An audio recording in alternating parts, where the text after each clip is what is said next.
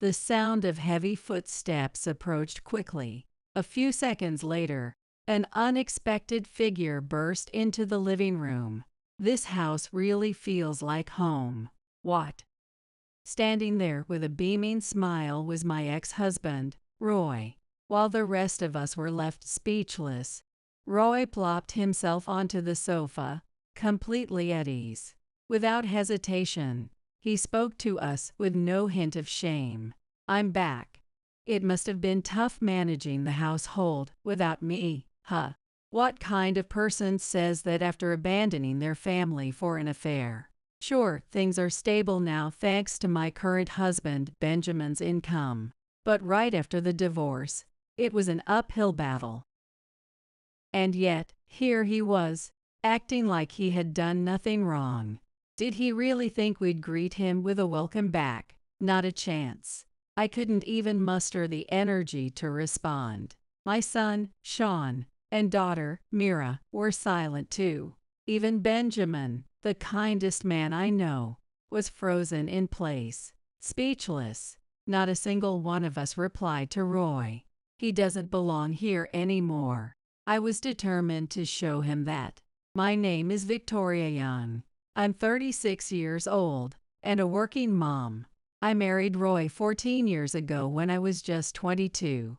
He was 7 years older than me. I have 2 kids. My eldest, Sean, is 14 years old. His younger sister, Mira, is 13.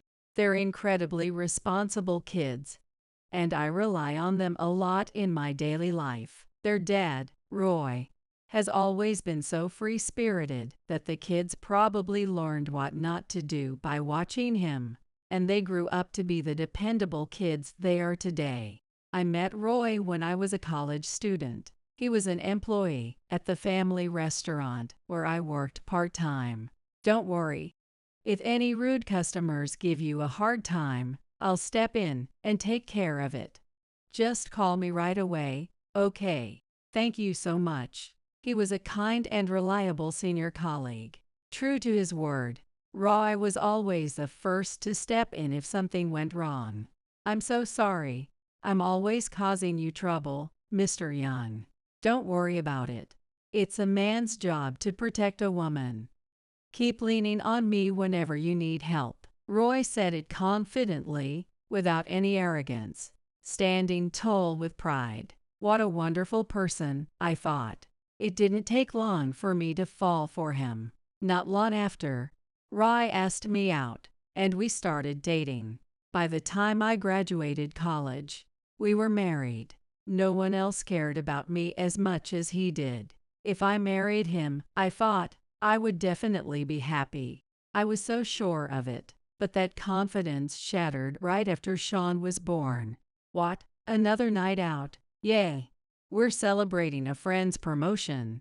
He's worked really hard, so we have to do it right. But you were out until morning the day before yesterday too. That was a farewell party. It's part of work. I can't help it. Anyway, don't worry about me. Just go to bed without waiting up, okay? Hey, Sean, Dad's heading out now, see you later. The way Roy spoke to Sean made him seem like a great husband and father. He was working hard at his job, too. Since I got pregnant with Sean right after starting my job and ended up leaving it, we were able to live comfortably thanks to Roy's income. Thinking about that, I told myself, I guess a few nights out aren't such a big deal. And so I tried to push through each day. But with the challenges of raising my first child, and on top of that, the constant lack of sleep, my frustration finally exploded. I can't take it anymore. Why is it always about your nights out? Even on your days off, you either disappear somewhere or spend the whole day sleeping. I need a break too. I haven't had a proper night's sleep in ages. It happened on the day Roy was headed to his office Christmas party. What's gotten into you all of a sudden? Why is everything left to me? Sean is our child, but you only dote on him when you feel like it. You don't change his diapers. You don't put him to bed. You sleep whenever you want. and go out whenever you want. We're supposed to be equal as parents, so why does it feel like I'm doing it all on my own? Roy had always been a free spirit, but I never thought he would stay the same even after becoming a father. If he was invited to a party, Roy never missed it, and he always came home late. And when he was home, all he did was sleep or scroll through his phone, claiming he was too tired. Even when Sean cried while I was cooking, Roy wouldn't even bother to pick him up. Can you really call yourself a dad like this? Overwhelmed with emotion, tears streamed down my face. Roy, standing in front of me, let out a long sigh. All right, let me ask you this. Who do you think is the reason you're able to live comfortably? It's you, Roy. But still, no but, that's right. The only reason you and Sean live without any problems is because I work so hard. And now you're telling me I can't even have a little break. Would you be happy if you took everything away from me? That's not what I meant. My voice faltered, and Roy exaggeratedly shrugged his shoulders. I get it. You're jealous, right? You're just stuck at home with a baby, doing nothing meaningful, while I'm out here, excelling at work and enjoying life. You just can't stand seeing me succeed, can you? No, that's not. All right, calm down, Roy said, patting my back as if to console me. Don't worry, even if you're totally useless, I won't abandon you. So don't overthink it, okay? Later. With that, he waved cheerfully and left the house. His wild assumptions left me stunned, and I stood frozen in place. Nothing meaningful, useless. It felt like Roy had thrown his current opinion of me right in my face. After that, I became scared to confront him. What if he said something like that again? Could I bear to feel so humiliated? I didn't want my self-esteem shattered like that ever again. Taking care of a child is important work. I was doing my best. I tried to encourage myself to endure. The sleepless nights continued. But fortunately, my mom, Kelly, called me at just the right time. Victoria, if you're struggling, that makes me feel sad. Don't hesitate to tell me, okay? That's just like Mom. Mom knows me so well. Since my parents live a plane ride away, I could never ask them to come here. I'd feel too guilty. But this time, since Mom reached out, I was able to ask for help before reaching my breaking point. Roy had the nerve to say, "You're having her come again? Aren't you leaning on her too much?" But he had no right to comment when he wasn't helping at all. Mom brushed it off, saying, "I just want to see my adorable grandchild and daughter. That's all." Her words were so comforting that I couldn't help but cry. Eventually, Sean's sleep schedule started to stabilize, and I was able to get better rest too. Sleep is truly essential for humans. Once I wasn't sleep deprived anymore, even the most hellish days seemed to brighten. Roy continued to act as if he were still single, doing whatever he wanted, but I didn't even care anymore. As long as he brought in money, that was enough for me. No matter how much I complained, he never changed. I came to realize that it was pointless to argue with him. It was better to avoid unnecessary conflict. By the time Sean was 6 months old, I had figured out the best approach. I smiled as I waved Roy off to his parties, and I even felt a strange pity for him. Choosing nights out over spending time with such a lovely son, what a poor, misguided man. If only he realized that time flies, and Sean would grow up in the blink of an eye. Hoping he might one day feel like a real dad, I would occasionally shower him with praise whenever he paid attention to Sean. "Sean looks so happy when you hold him, Roy. Look at that smile." Of course he is. "The only reason Sean is alive is thanks to me," Roy replied, grinning proudly. I bit back my urge to argue, forcing a smile instead. What an oblivious man. Not long after, I found out I was pregnant with our second child. Mira was born just before Sean turned 2. Knowing Roy wouldn't change, I decided to extend my stay at my parents' house after the birth. When I told him, Roy looked visibly annoyed. A month is one thing, but 3 months? What am I supposed to do while you're gone? What about meals, laundry, cleaning? Not a word about missing me or wanting to see his family. It felt like I was just a housekeeper taking time off. I've stoked the freezer with a month's worth of meals. If you run out, just let me know. But since you eat out so often, I'm sure it'll be fine. The washing machine handles drying too, so I'll explain how to use it later. As for cleaning, maybe hire a housekeeper or a service once a week if needed, I explained calmly, and Roy looked flustered. Wait, but honestly, there's no way I can take care of a newborn and Sean all on my own. Unless you want to take paternity leave. No, that's impossible. Of course, Roy would never take paternity leave. That one response sealed the deal, and I secured my 3-month stay at my parents' house. When Mira turned 1, I started looking for a part-time job. Our household finances were getting tighter. Roy had insisted on managing our finances himself. Each month, I received a set allowance from him, but then he told me he wanted to reduce it. What? But our expenses are only going to grow from here. You've been spoiled until now. I've been giving you too much. From now on, you'll have to manage with this amount. If it's not enough, figure it out yourself. Having married right after graduating college, I had almost no savings. My parents could probably help, but that would be my last resort. Job hunting, as a mother with no work history and 2 small children, was a challenge. Working hours, location, pay. I applied to every position within my limits. All I can do now is pray. At least there were daycare spots available nearby. If there weren't, I'd be out of options.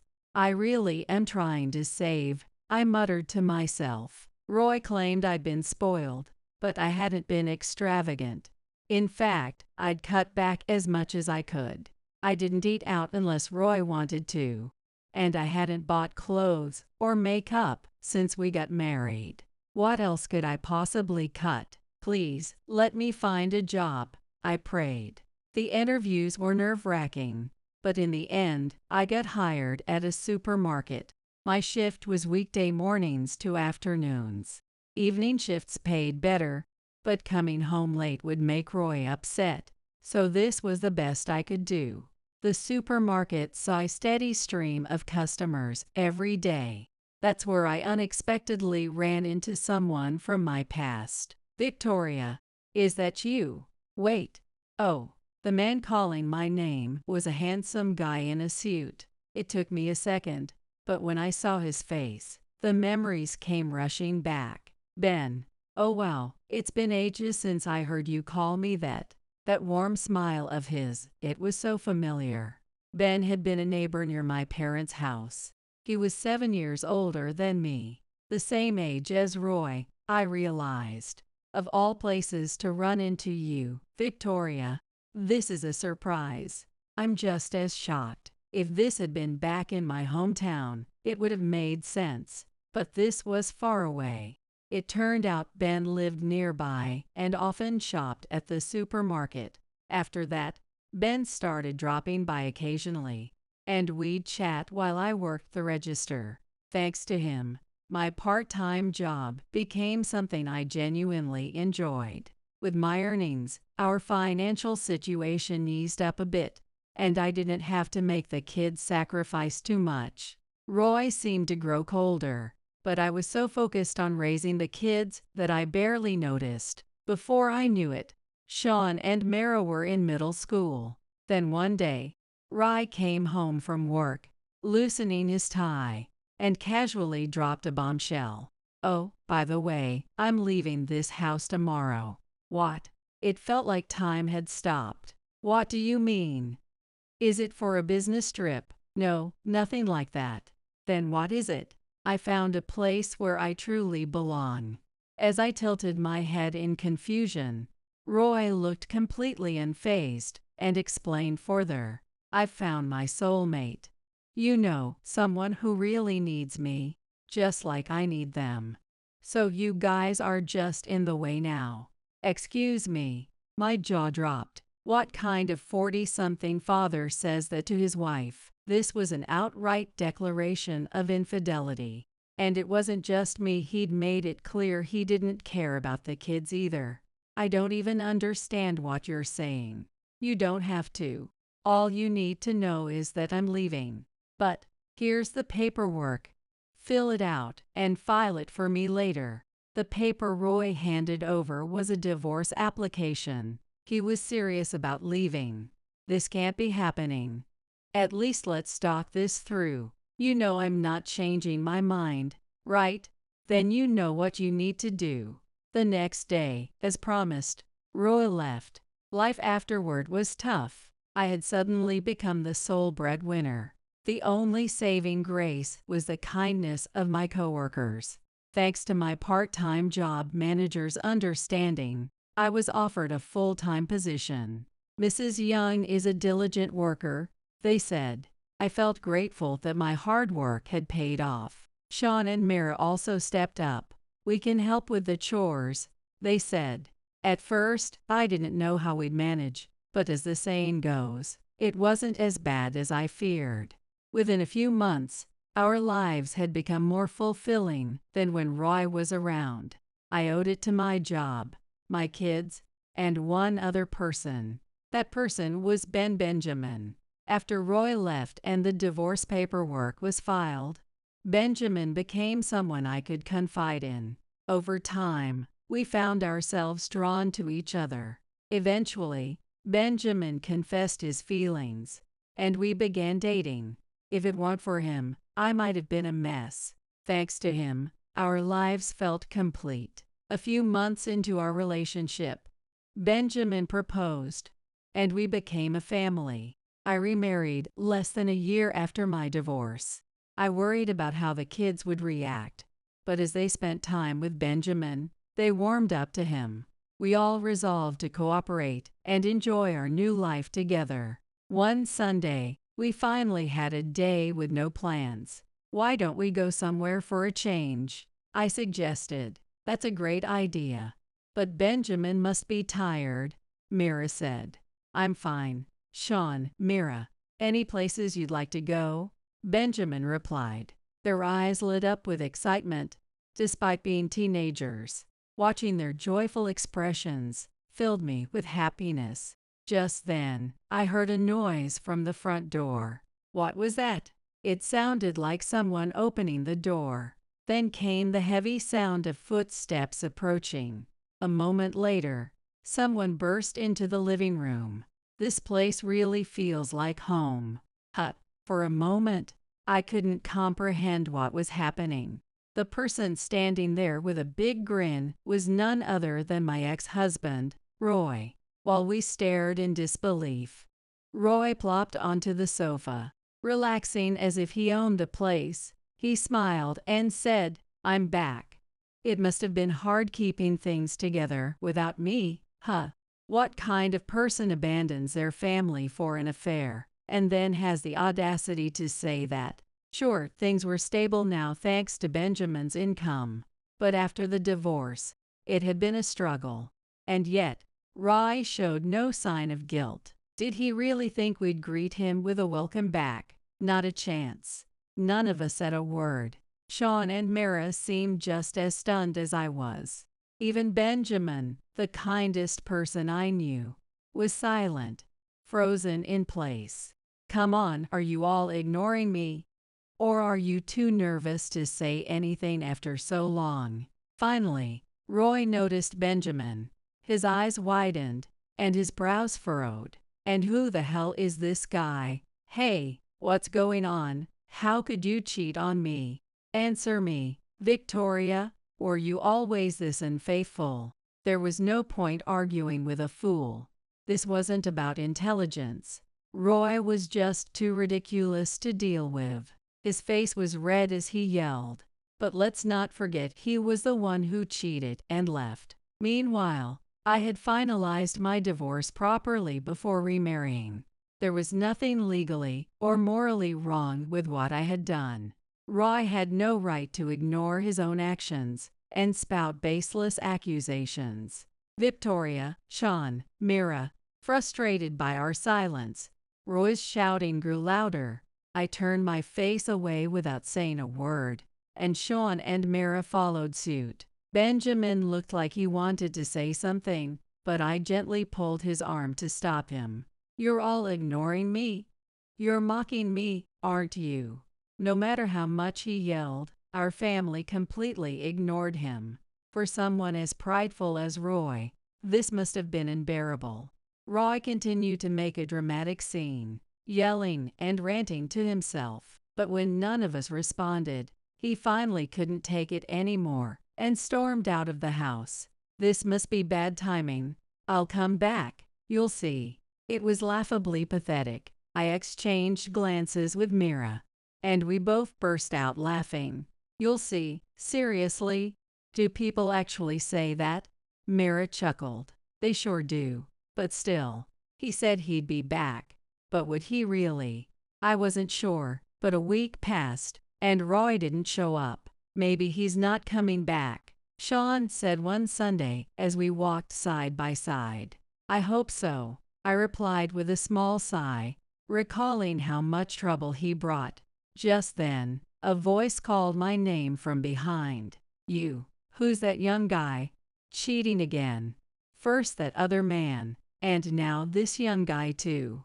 The speaker, rambling without waiting for a response, was Roy himself, the very person we'd just been discussing. It seemed he'd mistaken Sean for someone else. Sure, Sean had grown taller over the past year, but he was only 15. Couldn't Roy at least recognize his own son's face? After all, they had just seen each other 2 weeks ago. As I stood there speechless, Sean stepped in. "What are you even talking about, old man? Are you serious, old man? How dare you speak to an elder like that? I'd like to see your parents," Roy yelled. "They're standing right here. Or should I hand you a mirror?" Sean quipped. "What?" Roy, seemingly catching on, squinted at Sean, and then opened his eyes wide in shock. "Wow, wait. You're Sean. I didn't recognize you with that outfit. Seriously? Even as my ex-dad, you should at least remember your own kid. Were you really that uninterested in me?" No, that's not it. I just slipped up. Mistaking your own child for someone else, especially for a supposed lover, was an insult to both me and Sean. But hey, this works out. Sean, be happy. Dad's coming back." "No thanks. I already have a dad." "What?" Roy furrowed his brows in confusion as Sean waved enthusiastically toward someone behind him. "Speak of the devil. Dad. Mira." Roy spun around sharply. There, waving back at Sean and smiling warmly, were Mira and Benjamin. Sean, "Oh, and that man is?" Benjamin asked politely, looking at Roy. Roy glared at Benjamin. "Sean, who is this guy? Seeing you two side by side really shows the difference in quality as people." "Dad, this is my ex-dad," Sean said with a grin. Nodding calmly, Benjamin casually stepped between Roy and me. "Hello there." His tone was polite but carried an undeniable weight. Roy glared at Benjamin, clearly agitated. "Don't tell me you actually divorced and remarried." "No way Victoria would do that," he muttered under his breath, a strange mix of denial and disbelief on his face. "Victoria, you were always cautious and skeptical. There's no way you would accept some random guy after just 1 year. This has to be a lie, right?" "It's true. Benjamin is my husband. After you left, he supported our family."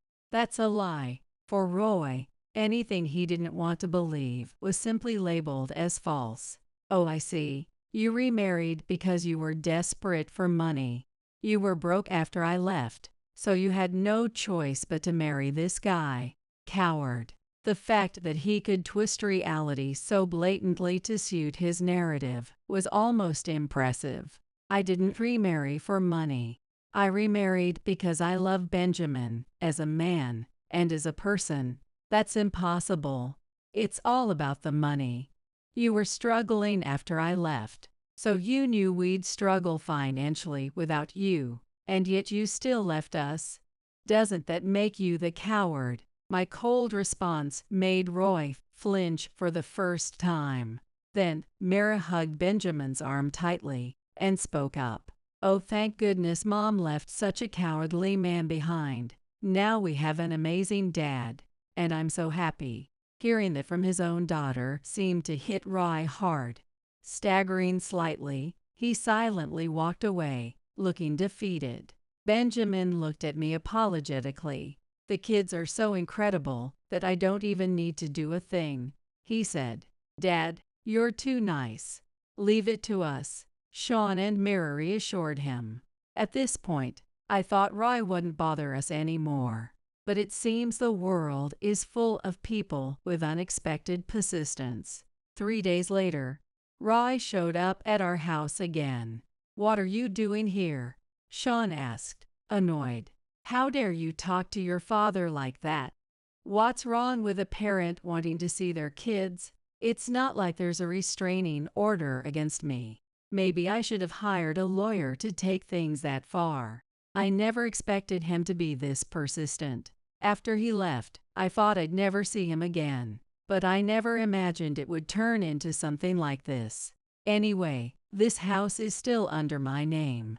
Stop barging in whenever you feel like it. I managed to stop him at the door, but Roy's attempts to push his way in became an ongoing problem for me and the kids.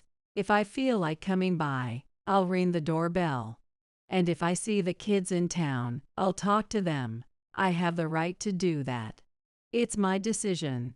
I had thought our troubles with Roy ended with a divorce, but they were far from over. Would the police take this seriously if I reported it? Probably not. It'd likely be dismissed as a family matter. Then I guess we'll have to handle this ourselves. I'll help, and so will the kids. Benjamin reassured me. Thank you. Let's do this. From that point, we began preparing to put an end to things with Roy once and for all. In the meantime, Roy continued to visit, but we ignored him completely. At most, we gave him vague responses, which frustrated him far more than being yelled at. As expected, Roy started losing his energy. Yesterday, he looked visibly dejected and irritated. Do you think he'll lash out if we keep this up? Mira asked, worried. I smiled at her reassuringly. Don't worry, the time to settle this is almost here. 3 days later, Roy showed up as usual, but this time, he was in a full-blown rage. It seemed he had finally reached his breaking point. Enough is enough. This petty harassment is disgraceful. Aren't you ashamed of yourselves? Face flushed red, Roy stood at the doorway, yelling. Benjamin stepped forward, blocking Rue's path. I was hoping you'd reflect on your behavior, but since that's clearly not going to happen, let's settle this once and for all. Settle this?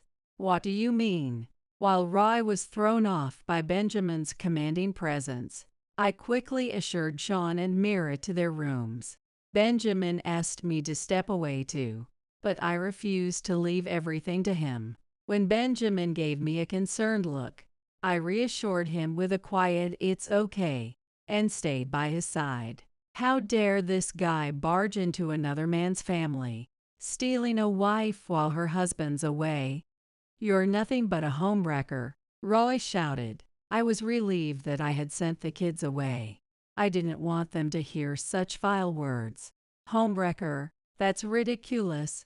It's the truth. Or maybe that term better applies to Amelia. Benjamin interjected calmly. Amelia. It was a name I had never heard before, but Roy clearly recognized it. He was visibly shaken. Just moments ago, he had been so full of confidence, but now his eyes darted nervously from side to side, filled with confusion. How do you know that name? I wouldn't have taken things this far if you hadn't forced my hand by continuing to harass Victoria and her family. But now, to protect her and the children, I have no choice but to bring the truth to light. Roy's face turned pale. From his reaction, I could guess what Benjamin meant. Amelia. She's your affair partner, isn't she? It was a leading question, but it seemed I had hit the mark. Roy flinched, his shoulders shaking noticeably. The corners of his mouth twitched, and beads of nervous sweat formed on his forehead. But why is he so shaken now when he openly admitted to having an affair before? I wondered aloud. That's because, Roy stammered. Benjamin stepped in to explain. Back then, Roy had money. He didn't care if he was sued for alimony because he thought he could handle it. Plus, he was so overconfident. He didn't think that you, Victoria, would actually divorce him. Yay, that's right. I may have signed the divorce papers, but I never thought you'd actually file them. Roy blurted out. Are you serious? I was beyond baffled. Where did such baseless confidence even come from? Did Roy think I was so hopelessly in love with him that I'd never let him go? And then, even while things were fine with Amelia, you cheated on her too, didn't you? And now, after the divorce proceedings drained your savings, you've got nothing left. Benjamin continued. How do you know all of this? Roy stammered, his voice shaking. While you were busy harassing us, I did some investigating. Honestly, don't you feel embarrassed clinging to a family you abandoned? Did you really think Victoria would welcome you back because she's too kind to refuse? Roy didn't respond, but his silence said it all. I couldn't help but feel insulted. It seemed that during our marriage, especially toward the end, I had resigned myself to accepting everything Roy did. Maybe that's why he thought I'd always take him back, no matter what. That's right. Amelia found out about my other affair, exposed me to the company, and now I'm about to lose my apartment. I thought maybe Victoria would help me. She's kind, after all. Why would I help you? I asked coldly. I mean, you remarried, but I know you still what? Love you. Who in the world would be so naive to continue loving someone who suddenly cheated, abandoned their children, and walked out is simply unthinkable. I've told you over and over again you're a nuisance. I can't even stand to look at your face. And the kids.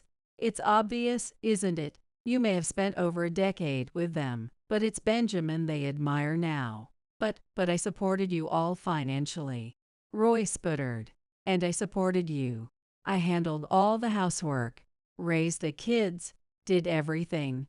Did you know marriage is supposed to be a partnership? Once it becomes one-sided, it's over. And on top of that, you cheated. That's as low as it gets. I thought Roy might lash back, but instead, his face turned pale, and he trembled slightly. So, you don't care about me at all. I just think of you as a nuisance, I replied coldly. It became clear that Roy's misplaced confidence stemmed from the belief that I still cared about him. He must have thought I would never refuse him, that I would eventually come around, no matter how much I initially resisted. After repeatedly rejecting him head-on and exposing his weaknesses, especially Amelia, it finally sank in. I would have been satisfied if Roy had disappeared from my life forever. But Benjamin and the kids convinced me to pursue alimony in court. Thanks to the evidence Benjamin gathered and Roy's own admissions, the court quickly ruled in our favor. I worried about whether we could even collect the alimony, given Roy's depleted savings. But as it turned out, his parents stepped in to cover the amount. Roy had always claimed his parents were toxic, which was why I never met them. However, that turned out to be a lie. They were merely estranged. Regarding the alimony negotiations, I spoke with Roy's parents for the first time through our lawyers. To my surprise, they turned out to be very reasonable people. Additionally, they even offered to pay child support on Roy's behalf. Roy was taken back to live with his parents, where he would now be under their strict supervision. His previously carefree lifestyle took a complete turn, as he now had to juggle work and household chores daily. There was no time left for affairs, or even for leisure, and he seemed to have become entirely miserable. On top of that, the alimony that his parents had covered would have to be repaid by Roy in installments. The total amount was substantial, and while I didn't feel sorry for him, I did think it was an unfortunate situation. With Roy's troubles finally resolved, our happy days with Benjamin and the kids returned. I had always known Benjamin was a calm and kind person, but I was honestly surprised by just how dependable he turned out to be. The kids seemed to feel the same way, and their admiration for Benjamin grew even stronger. Although he seemed a bit flustered by their respect, I couldn't help but think how lucky I was to have married such a wonderful person. My first marriage may have been a failure, but as the saying goes, all's well that ends well, and I'm truly glad that my final marriage is with Benjamin. I remarried a young and beautiful woman, unlike you. Shane, my ex-husband, said to me with a vulgar smile on his face. Getting remarried just a week after our divorce. He was probably cheating on me even when we were married. Shane and I used to be a loving couple for a while after we got married. Since we both liked children, we had been thinking about having kids from the beginning of our marriage. I hope we can have kids soon. I want a boy and a girl, one of each. Ideally, the first one would be a girl and the second a boy. Shane spoke happily about our future. However, we couldn't have children despite our efforts. As time went on, our relationship deteriorated, and we ended up hating each other and getting divorced. 1 week later, while visiting the mall to take my mind off things, I ran into Shane. My name is Hillary. I'm in my 30s and work at a company. I met my husband, who is 4 years older than me, through a friend, and we got married 3 years ago. My husband's name is Shane. Shane and I both love children, so we had been thinking about having kids from the start of our marriage. I hope we can have kids soon. I want a boy and a girl, one of each. Ideally, the first one would be a girl and the second a boy. Yes, that's right. As long as they're healthy, I don't really care about the gender, but I'd like to have more than one. We exchanged these conversations with smiles, imagining what our children would look like and what their personalities would be. However, even after 1 year, 2 years of marriage, we couldn't have children. In the first year, he said, "It didn't work again, huh? Well, we don't need to rush. They say it's a gift from heaven." But from the second year onwards, he started to get angry. "What? It didn't work again? My coworker got married and had a baby within 2 months. Why can't we have one?" Even if you say that to me. Around this time, our relationship started to worsen. Shane's attitude became harsh and I couldn't bear it alone, so I often confided in my best friend, Aurora. Aurora always listened to me seriously. "I see, he really wants kids, so I understand why he gets disappointed, but I wish he'd be more considerate of you, Hillary," she said sympathetically. That's right. It's like he's become a different person. He used to be so kind. Remembering the old Shane, I sighed deeply. Aurora also shared her worries with me, and we confided in each other about things we couldn't easily tell others. Even after that, we couldn't have children, and before I knew it, 3 years had passed since we got married.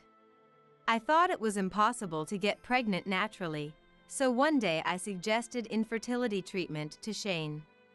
After finishing dinner, I spoke to him, who was drinking coffee. "Hey Shane. We haven't had kids in 3 years, right?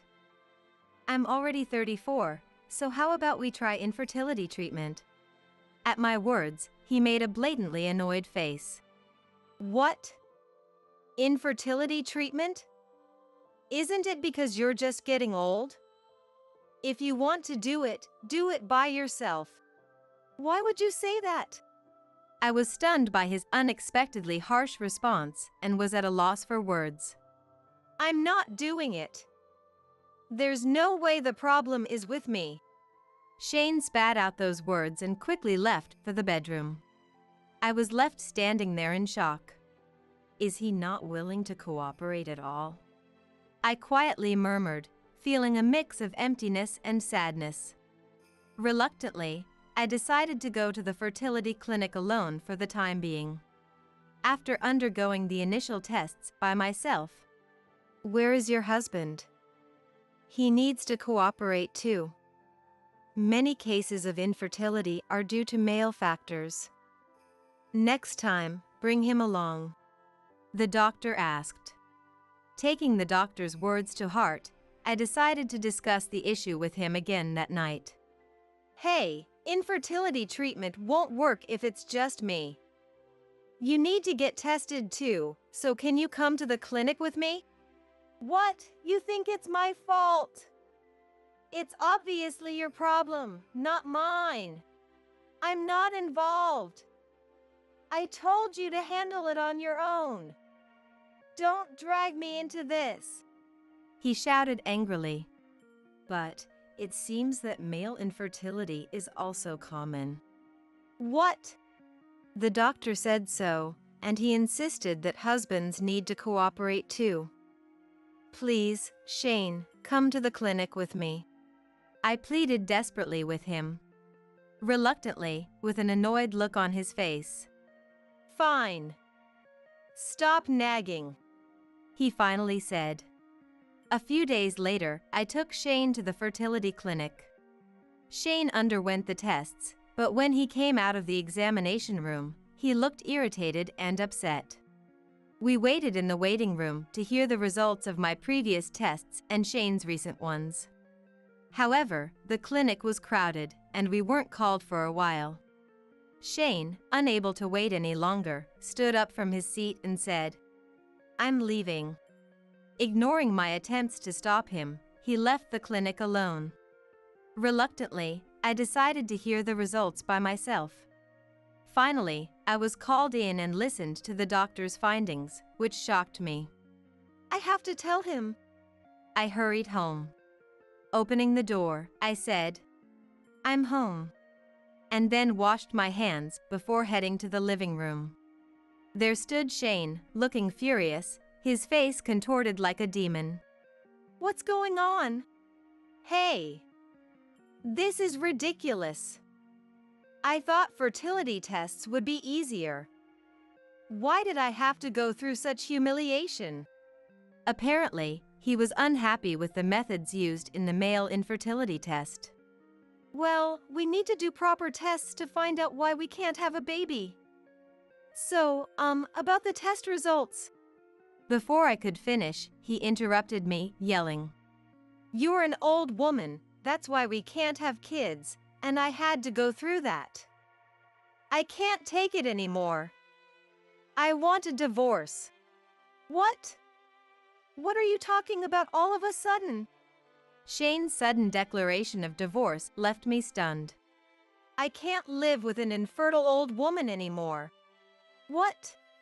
After enduring Shane's insults and the way he blamed me for being infertile, my feelings for him turned ice cold in that moment. "Fine. Let's get a divorce." "Good, I'm glad you're agreeing so quickly. Get out, infertile old woman." I packed my things in silence and left the house. I decided to stay at my parents' place for the time being. My parents welcomed me warmly, which I appreciated deeply. As soon as I arrived at my parents' house, I filled out my portion of the divorce papers and sent them to him. 3 years of marriage with Shane. In the beginning, he was kind and a good husband. We had many happy memories together. But the Shane I loved is no more. When I recall his ugly face, calling me an infertile old woman and demanding a divorce, I feel a deep sadness and a surge of intense anger. I no longer had even a shred of affection left for him. A week later, I went to a large shopping mall to clear my mind. As I wandered through the bustling corridors, I spotted a familiar profile in the distance and couldn't help but mutter, "Oh, great, just my luck." I quickly turned on my heel, hoping to leave unnoticed. "Hillary, is that you?" Unfortunately, Shane had already spotted me and called out. I ignored him and kept walking. "Hey, wait up!" But he grabbed my arm. "Let go of me!" I shook off his hand, but Shane just looked at me with that irritating smirk of his. "Have you been following me? Still not over me, huh? What?" His absurd accusation left me speechless. "Well, I've remarried a beautiful, young woman. There's no place for an infertile old woman like you. So why don't you just disappear?" He laughed crudely, looking down on me. Even though he had just stopped me to talk, now he was telling me to go away. The nerve! We had only been divorced for a week, and he was already remarried? It hit me then, Shane had been cheating on me. Our marriage had deteriorated not only because we couldn't have children, but also because he had been unfaithful. He must have been so eager to get divorced because he had someone else lined up. What a despicable man. As I frowned, I heard a sugary voice. "Shane, who are you talking to?" The voice belonged to a woman with blonde hair, heavy makeup, and revealing clothes. She was carrying branded bags and accessories, clearly flaunting her wealth. "Oh, you're done shopping? This is my ex-wife." Oh, the infamous ex-wife. She looked at me with disdain. I recognized her from somewhere. Who was she? I almost remembered, but the memory eluded me. Seeing my confusion, Shane smugly introduced her. "Hillary, meet my wife, Mary. Isn't she beautiful and young? Hi there, I'm Shane's Mary. I'm 25. At that moment, I couldn't hold back my laughter. I see, that Mary. I finally remembered who she was. I laughed so hard that tears came to my eyes, leaving Mary and Shane baffled.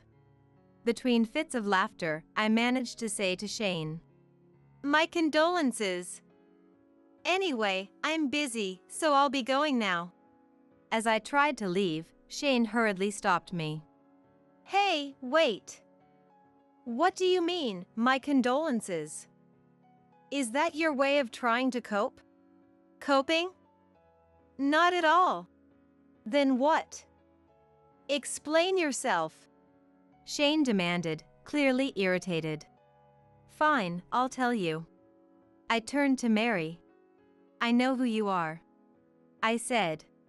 "What?" "I don't know any dull, frumpy old woman like you," Mary responded with a puzzled look. Calling me a dull, frumpy old woman, how rude. In a cold voice, I asked her, "Do you know a woman named Aurora?" "Aurora? Oh." She seemed to remember. Her face turned pale. "Aurora. Isn't she Hillary's friend?" "What does Mary have to do with Aurora?" Shane asked anxiously. I answered. "She was a hostess who deceived Aurora's boyfriend and bled him dry. The moment he ran out of money, she tossed him aside like trash." "What?" His eyes widened in disbelief. So, I had heard from Aurora that her boyfriend had been deceived and manipulated by a hostess named Mary, who had made him spend lavishly on her. The club had initially explained it was all part of the job. But he genuinely believed they were in love and bought her expensive bags and branded watches at her request. Aurora, not wanting a man who could be fooled by a hostess, decisively broke up with him and has since moved on completely. The picture she showed me then was of this woman, Mary. At first, I thought it was just her boyfriend being naive, but Mary had gone as far as having a physical relationship outside the club, checking out houses to live in after marriage, and using elaborate methods to keep her boyfriend hooked. Moreover, she did this with multiple men, which was shocking. Mary wasn't just toying with her boyfriend, she was doing this to several men. Wasn't it a top executive at a trading company, an officer at a small construction firm, and a manager at the state office? Oh, but she cut ties with them once they stopped spending money. Aren't you being tricked too? That's a lie! There's no way that's true. You're just making things up because you're jealous, aren't you? Don't mess with me. Shane was furious and refused to listen to my warning. That's right. There's no way I'd do something like that. I don't even know who Aurora is, and I haven't made anyone spend money on me. Everything you're saying is a lie. Old woman, you're just jealous because I'm beautiful, aren't you? Mary also blatantly lied and shouted back at me. Mary's right, you're just jealous of her and making up stories. You're a barren old woman and ugly. Barren old woman is hilarious, so pathetic. Get lost, old woman. Taking advantage of my silence, they both hurled insults at me. Feeling it was ridiculous, I said, "All right, fine. Don't believe me then. I really don't care about you anymore. Be happy." And left the scene. Behind me, I could hear his anxious voice. It's really a lie, right? Mary isn't tricking me, right? And Mary's, of course it's a lie. Believe me. I told you everything that old woman said was a lie. That's what I heard. A few days later, I met Aurora and told her about what had happened. What? That Mary remarried Shane. I was already shocked when I heard you divorced Shane, but for him to remarry that woman. She was visibly shocked, her eyes and mouth wide open. Yes, I was really surprised too. It's such a small world. It really is. But Shane, he's in for a rough time. Knowing how Shane had treated me, Aurora smiled slightly, as if she found it amusing. Yes, I think Shane is going to go through hell. Although it seems he's completely infatuated with her right now. We laughed together, feeling somewhat satisfied. One day, after work, I was heading home as usual. Suddenly, from behind, "Hillary." A weak voice called out, startling me so much I almost jumped. When I turned around, it was Shane standing there. "What do you want? Don't scare me like that. What are you doing here? Can you lend me some money?" "What?" Shane was much thinner than when I last saw him. In fact, he was gaunt, with sunken cheeks. His eyes were hollow, and his clothes were worn out, looking very shabby. When I saw Shane and heard him ask for money, I could already guess what had happened. "You look like Mary completely wrecked you, inside and out." "Yeah, that's exactly it. You were right. She used me for every penny I had, and the moment my savings ran dry, she just up and left me." Just as I had warned him, she just married him for his money, used him until he was broke, then left divorce papers and walked out on him. How foolish. I warned you clearly. Oh, I should have listened to you, Hillary. Do you know how much I spent on her? She's such a terrible woman. Don't you feel sorry for me? I was tricked, I'm the victim here. Ha! To call himself a victim, it's just too much. He brought this all upon himself. She took everything from me, and now I can't even pay my rent this month. Of course, I can't pay the utility bills either. Hey, I'm really sorry, but could you lend me some money to live on for now? If not, I'll end up homeless. I was astonished at how easily Shane could ask for such a favor. And also, I want to get back together with you. Please, take me back. Mary tricked me and took everything, and now I realize how wonderful you are. Let's get married again. I'm begging you. Marry me again. I looked at Shane, clinging to me and crying, with cold eyes. Sorry to burst your bubble, but I refuse. What? Why? Why? Have you forgotten what you did to me? I don't love you anymore, not even a tiny bit. I hate you so much I don't even want to see your face. There's no way I'll ever get back together with you. As I stated this clearly, Shane's face turned bright red with anger. Who do you think you are talking to me like that? I'm offering to get back together with a barren woman like you. You should be grateful. I couldn't help but laugh at his words. Why are you laughing? Well, I was just wondering how long you'd keep misunderstanding things. Misunderstanding? I confronted him directly. The infertility issue isn't mine, it's yours. What? Shane was speechless. Remember the test results from the hospital? You didn't stay to hear them. I was going to tell you that night, but you were too busy shouting about divorce to listen to me. Yes, the hospital tests showed that Shane's ability to father a child was nearly zero, making natural conception impossible. On the other hand, I had no issues. Lies. That's a lie. There's no way I could be infertile. Stop making things up. Refusing to believe me, he yelled. I take pride in never having been sick. There's no way I could be infertile. It's definitely you. If you don't believe me, go to the hospital and check for yourself. I calmly told him. Ugh. Is it really true? No, it can't be. There's no way I'll never have children. Shane was visibly shaken, sweating profusely. Up until now, he never even considered he could be the problem. That's why you should go and hear it directly from the doctor. If you ever plan to marry someone else, you should know your own body well. With that, I left the scene. Later, Shane did go to the fertility clinic and heard the results. Here, it was finally made clear to him that he was the one responsible for our infertility, and he finally believed it.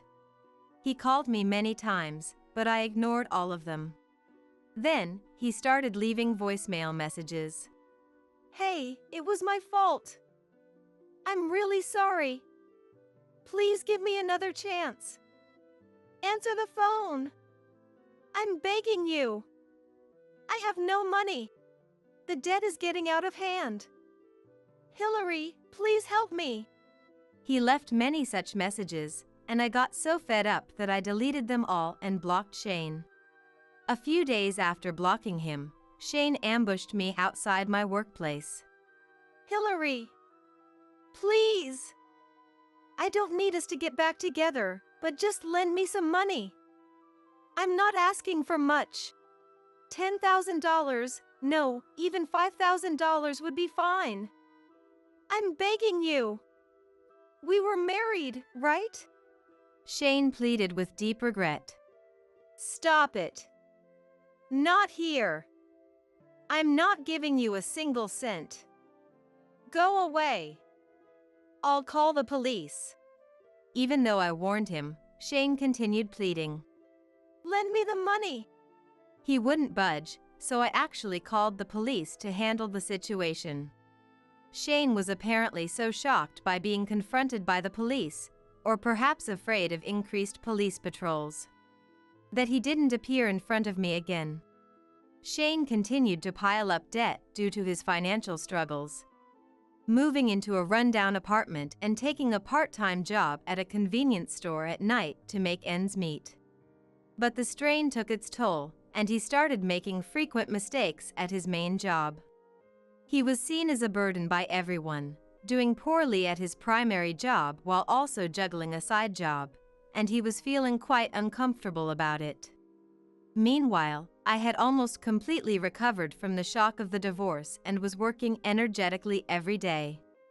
I had relied heavily on my parents, but now I moved into an apartment near my office and was enjoying a leisurely single life.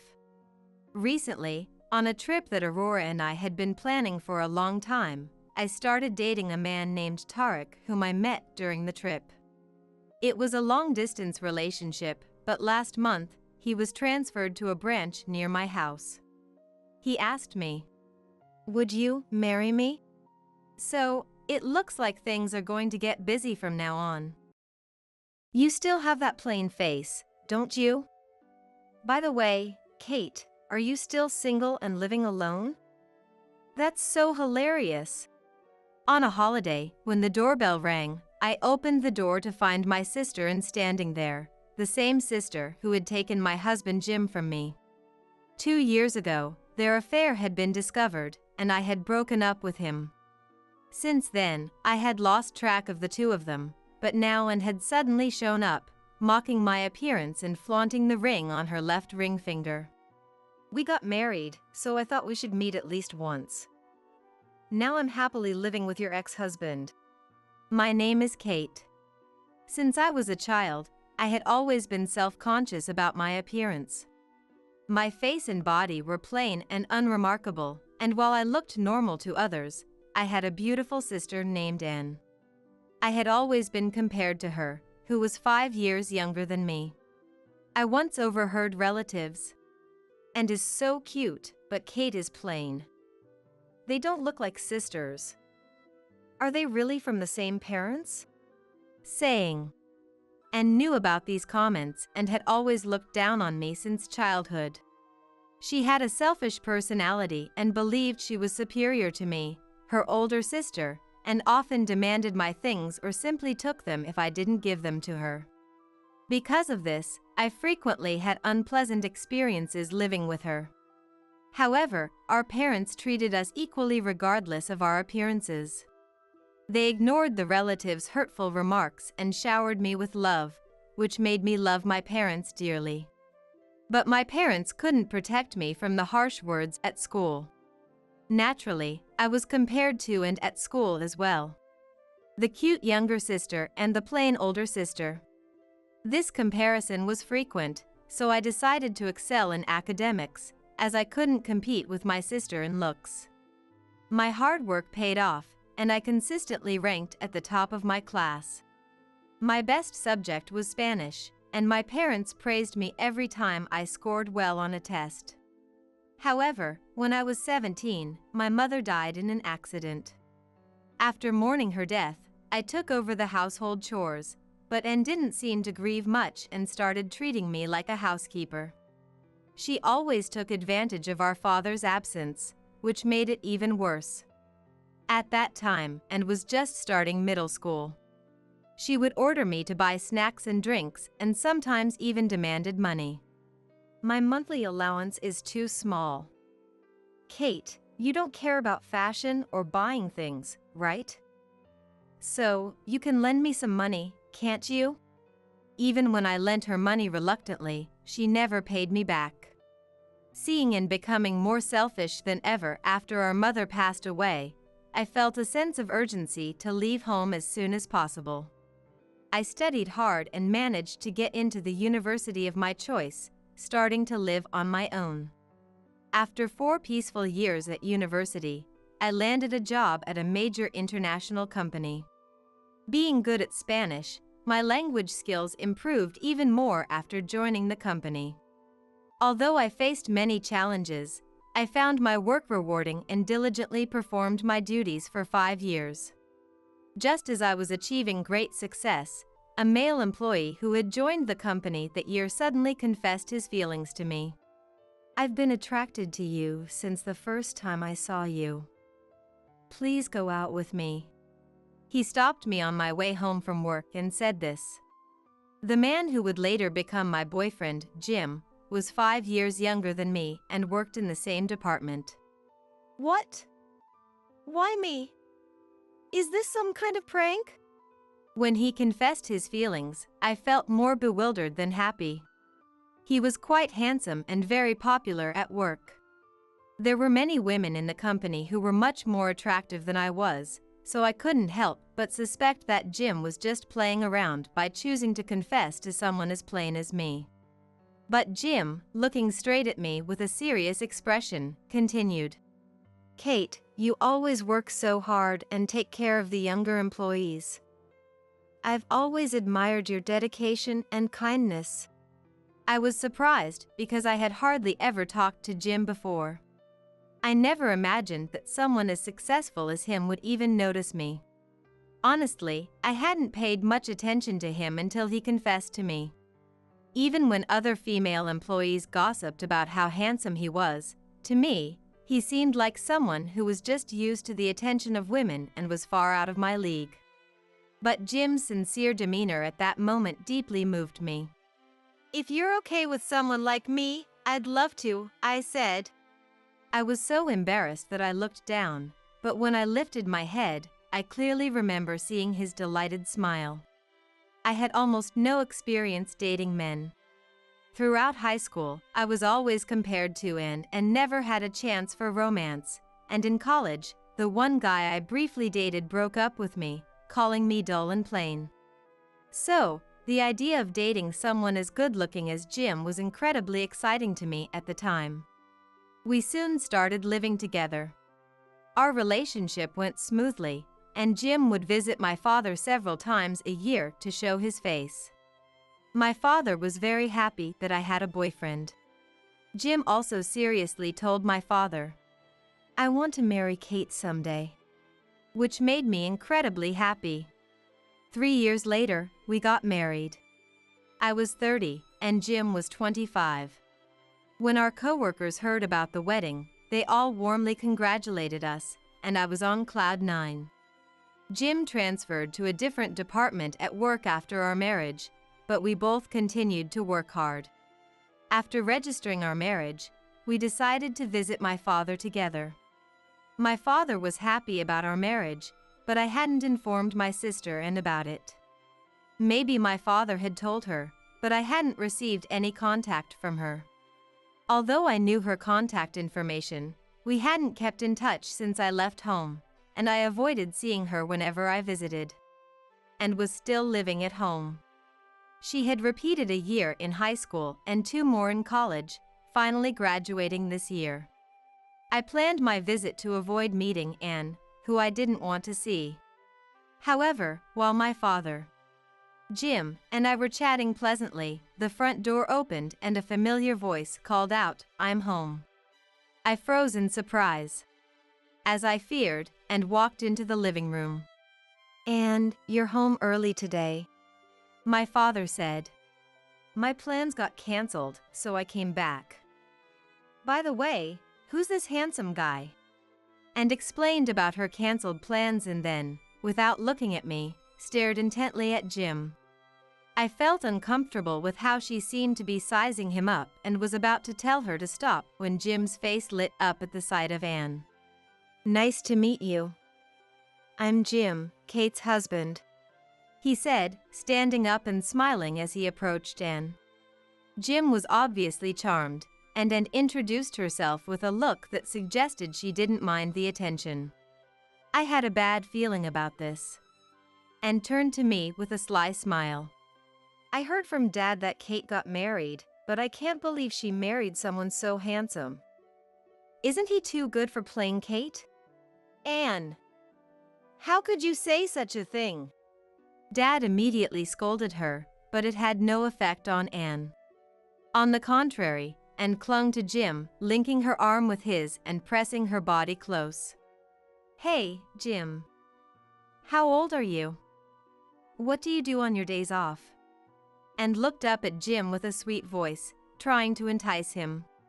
Rather than being bothered, Jim started conversing with her, still close, leaving me unsure of what to do. Anne, knock it off. I couldn't bring myself to yell, and I was about to cry with vague anxiety when Dad sternly reprimanded Anne.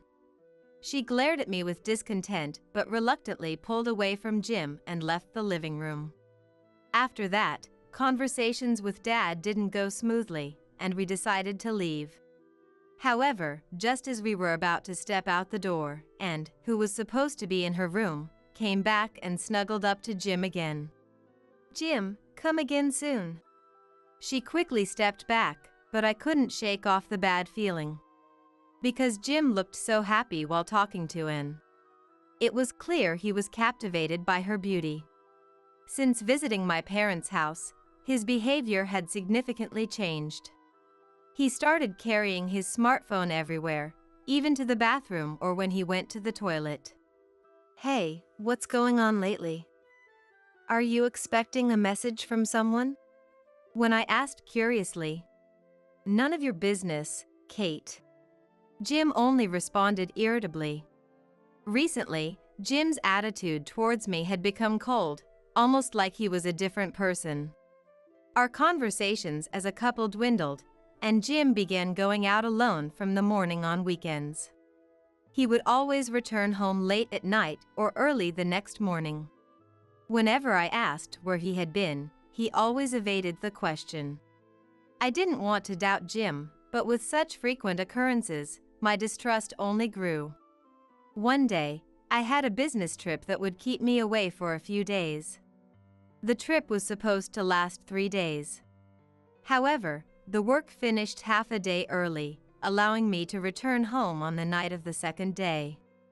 I sent a message to Jim before coming back, but there was no reply even after I arrived home. I thought it was probably because it was sudden, and he hadn't checked his smartphone, so I didn't worry about it as I opened the front door. I had a feeling someone was there. At that moment, I felt the same bad premonition as when Jim first met Anne. He wasn't in the living room. But I heard voices coming from the bedroom, so I decided to head there. I slowly opened the closed door, and I was shocked by the scene. Jim and Anne were there, naked and embracing each other. What are you two doing? I was momentarily stunned, but quickly came to my senses and shouted. What the hell, Kate?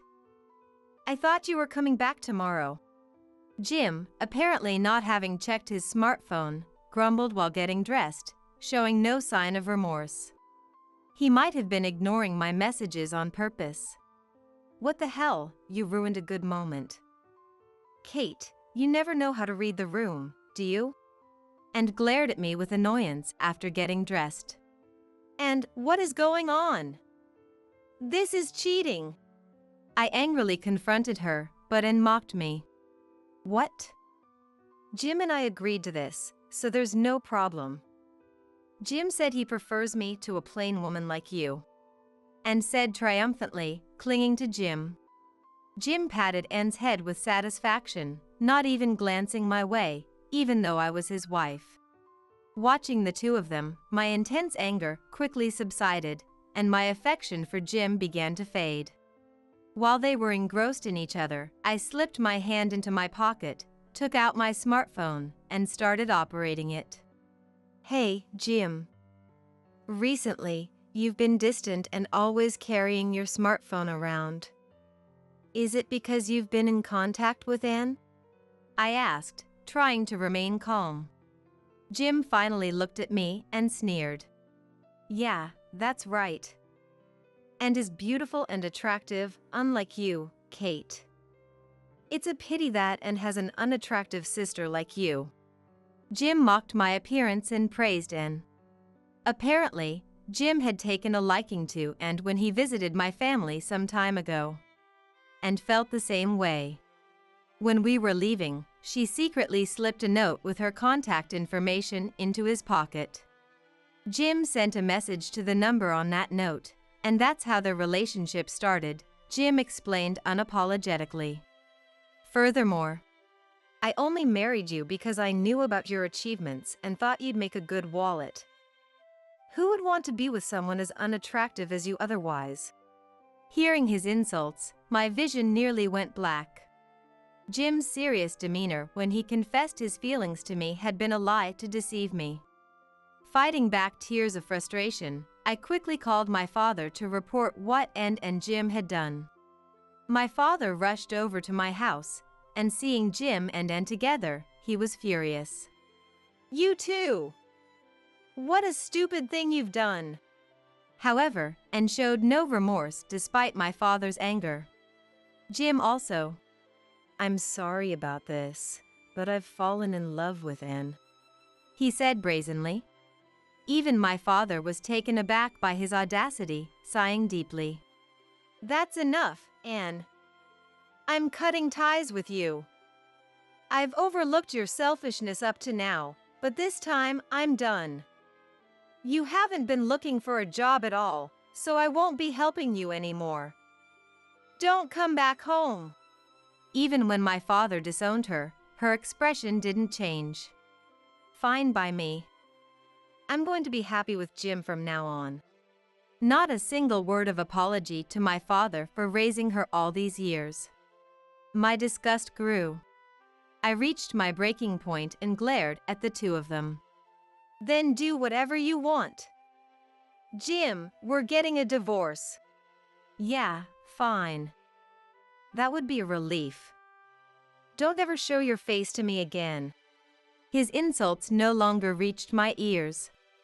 I felt ridiculous for having been married to someone like him, even for a short while. I told Jim I was divorcing him, left them behind, and moved out of my apartment that very day.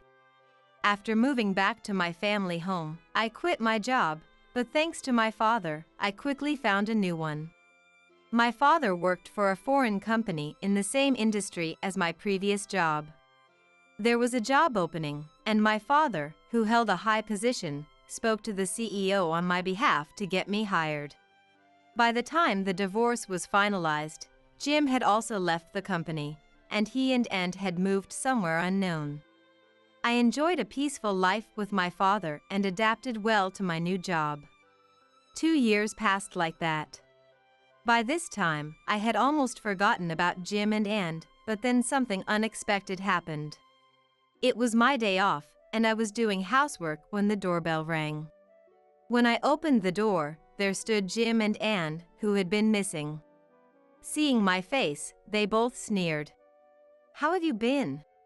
Jim said to me, as I stood there in shock at their sudden visit. You still have that plain face, huh? Seriously, Kate, still living at home and single? It's hilarious. And laughed. What are you even doing here? I asked, feeling exasperated, and took the opportunity to show off her left hand. A ring sparkled on her ring finger, and Jim was wearing a matching one. We got married. Thought we'd drop by to see my dad at least once. Jim and I are living happily together now. I gave them a cold look, wondering how she could say that to her ex-wife. I wanted to slam the door shut and kick them out immediately, but they pushed past me and forced their way inside. Move. Is Tom here? Jim bumped into my shoulder on purpose as he rudely entered the house. Anne, who had been disowned by my father, acted like she didn't remember any of it. Hearing the commotion, my father came out from the back of the house. He was momentarily surprised to see and Jim, but quickly put on a smile. Oh, Anne. And Jim, too. You came at just the right time. I have something to discuss with you both. Come this way. And Jim seemed pleased by my father's reaction. They followed his lead and headed to the living room with light steps, and I trailed behind them. My father handed them some papers as they sat down on the couch, without a hint of suspicion. Their faces froze as they read the contents. It was a bill for compensation for their affair with me. What is this? Dad, what does this mean? Jim and protested, turning pale. My father, his earlier cheerful expression replaced with a stern glare, said, "There's nothing to explain. I never forgave you for what you did to Kate. I couldn't track you down before, but now that you're here, I'm holding you accountable." He pressed on as and Jim grew more anxious. "At the time, Kate captured photos and recordings of your affair. The evidence is solid. You can't talk your way out of this." And Jim fell silent under my father's harsh scrutiny. 2 years ago, I had secretly recorded audio and taken photos when I caught them in the act. I still had the data on my smartphone, ready to present it as proof of their infidelity. "There's no way we can come up with that kind of money," Jim said in a despairing voice. But my father's expression, "I have another matter to discuss with you," softened. He then retrieved a few more papers from a drawer and handed them to and Jim. I already knew what they were, the deed transfer documents for this house. My father proposed giving them the house as a lifetime gift. As expected, their eyes lit up instantly, and they eagerly agreed. "So, you're giving us this house? Why didn't you say so earlier? Then we can sell the house to pay off the compensation." All they seemed to care about was selling the house for money. Their financial situation was tight, and they quickly signed the papers, thrilled with the unexpected windfall. "So, Kate gets nothing even though she lives here with Dad? That's sad." And sneered at me after signing the papers. She seemed to think my father wasn't giving me anything. When I didn't respond, they began preparing to leave, their business concluded. "All right, Dad, we'll be back. You two make sure to pay Kate her compensation soon," my father said firmly, and Jim replied, "Of course, Tom. Thanks for giving us the house," he answered dismissively. Watching them leave, still mocking me and clearly pleased with themselves, I saw my father look at me and nod with a smile. I nodded in return and started packing for a certain preparation. Actually, my father and I had originally planned to move out of this house soon. It was just at that time that and Jim appeared, so my father brought up the topic of giving them an advance inheritance.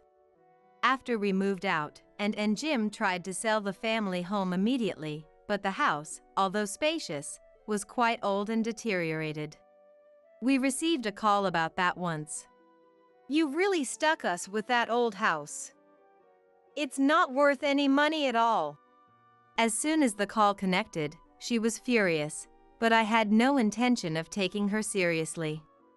"You two were the ones who happily signed the contract, weren't you? I don't care about the money. As long as I get the compensation, that's all I need." "No way!" I ignored the disheartened and hung up the phone. In the end, selling the house didn't come close to covering the compensation, so and Jim had to take on debt and work non-stop every day. Jim had already changed jobs, but his salary was lower than at his previous company, making life tough. Additionally, Anne, who had always lived off her parents' and Jim's money, had never worked before. As a result, she was extremely exhausted from the unfamiliar working life at the company she somehow managed to get hired at. One day, my sister and her husband, burdened with huge debts, called me again. However, at that time, I was on a plane with my father, so my smartphone was turned off, and I didn't notice the call. We were on an international flight, out of signal range for more than half a day. After getting off the plane, I checked my smartphone and found dozens of messages from and Jim. The messages were demanding a redo of the advance inheritance. How selfish can they be? We've already given them the compensation. I don't intend to deal with those two anymore. My father, muttering this, had also received a ton of messages on his smartphone and started deleting all of them in exasperation. I don't want to have anything to do with them either. But since we're overseas now, we won't meet them again in the future. After that, we blocked their numbers and rejected their calls, cutting off all contact from and in gym. Actually, my father and I have decided to live abroad from now on. And currently, I'm remarried, and my husband was also on the plane with us. I met my husband at the company I joined thanks to my father. He was an employee sent from overseas, and he said he was attracted to my intelligence and thoughtfulness, so he asked me out, and we soon got married. The company has now launched a project to expand its business overseas, and since I can speak Spanish, I moved abroad with my husband and father. The new house we bought, thanks to my husband, who is a local, is a very luxurious detached property. Since moving into the new house, I've been able to forget all the unpleasant things from before. Now I can live freely and am working hard every day in this new place. I'm enjoying my new life, feeling fulfilled by the overseas project with my husband and father. Your son's wife being a recluse is shameful. Get out. Ignoring her own freeloading presence in our home, my mother-in-law Emily calls me unemployed. She just eats and sleeps all day, she's the real unemployed one. Who should leave? Just wait and see. I'll break her spirit. My name is Shirley. Recently, I suddenly got hooked on cookies, and while watching TV and munching away, my waist started looking like I was wearing a flow tie. I'm 39 years old. I've been taking in too many calories without moving much. This happened about 2 years ago. Finally, my workplace introduced remote work. Normally, I'd be like, "Yay! I can sleep in since I don't have to commute." I would be so happy, but, "Hey, how long are you going to stay home? Shouldn't you be getting ready to go to work by now?" It was my mother-in-law Emily, who lives with us, scolding me as I enjoyed my extra time from not having to commute with a nice coffee. Oops, I misspoke. Strictly speaking, she doesn't live with us, she's a freeloading intruder. About a year after my husband Ryan and I stopped visiting the in-laws' house due to a widespread infection, Emily suddenly showed up at our home with a large suitcase. "Is Ryan doing well? I want to play with my grandchild, so I'm moving in starting today." "What?" Of course, both my husband Ryan and I were against it. We have a 5-year-old daughter, Carol, and we stopped visiting to protect her from the infection. We didn't like Emily coming from their house in a more populated area to our home, and George, my father-in-law, was left behind at their house. I felt sorry for him, and living with Emily seemed like a hassle. There was no benefit, so I wanted her to leave. I tried to gently tell Emily that we didn't want her to stay, but either I was too gentle, or Emily had no intention of listening to us from the start. She didn't get it at all. No matter how many times we told her to go home. She'd accuse us of being cold-hearted or say young people these days don't respect their parents.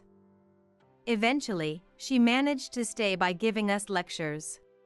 Is it because we're too weak that she barged in? No, there are people out there who simply don't listen and are very pushy.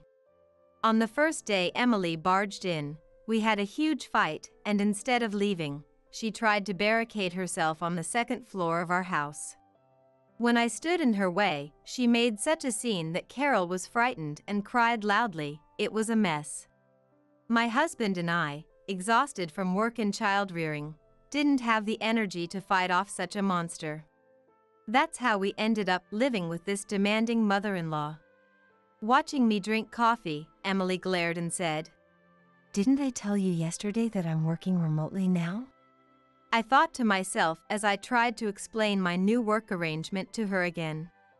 "We switched to remote work because an infection was spreading in the office, making it impossible to work. So, I don't have to go to the office." "Don't lie. You can't work from home," she said arrogantly. "Remote work is becoming more common, you know? My company was actually late in adopting it. Haven't you seen the news about how remote work is reducing train usage and other related information? I know that. But you work for a construction company, right? How can you work in civil engineering from home? I'm in administration, so as long as I have a computer, I can communicate with the office. Oh, sure, whatever. Don't underestimate your elders. You probably think we are not tech savvy, but the baby boomer generation and even older are quite tech savvy. I know there aren't such convenient jobs. Here we go again. No matter how much I tell the truth, Emily, who believes she's always right, won't listen. She's a master at justifying herself and ultimately wears us down with her lectures. Not wanting to be worn out before work, I listened to Emily's lecture with a face that said, "You're absolutely right." But the problem didn't go away. As expected, Emily gradually started calling me unemployed as I continued my remote work day after day. Ryan works outside, but you just play on the computer at home. If you have time to play on the computer, you should be doing housework. She hurled terrible words at me. By the way, I did all the housework too. I prepared her breakfast, cleaned the house, did the shopping, everything. Oh, and Ryan helped out too. Rather, Emily, who just ate the meals I prepared and lounged around all day, was the real unemployed person living off others. Ignoring her own situation, she said whatever she wanted. Day after day, I complained to Ryan about being called unemployed, and Ryan, in turn, kept asking Emily to return to George, practically begging. One day, while I was holed up in my room having an online meeting with my bosses, Emily suddenly burst in. Hey! There's no more cookies! I was stunned by her red-faced yelling and was taken aback. But she didn't care and loudly ordered me to go buy some more. I quickly turned off my meeting microphone and told Emily, I'm in a meeting. I'm in a meeting. You're just pretending to work while playing around.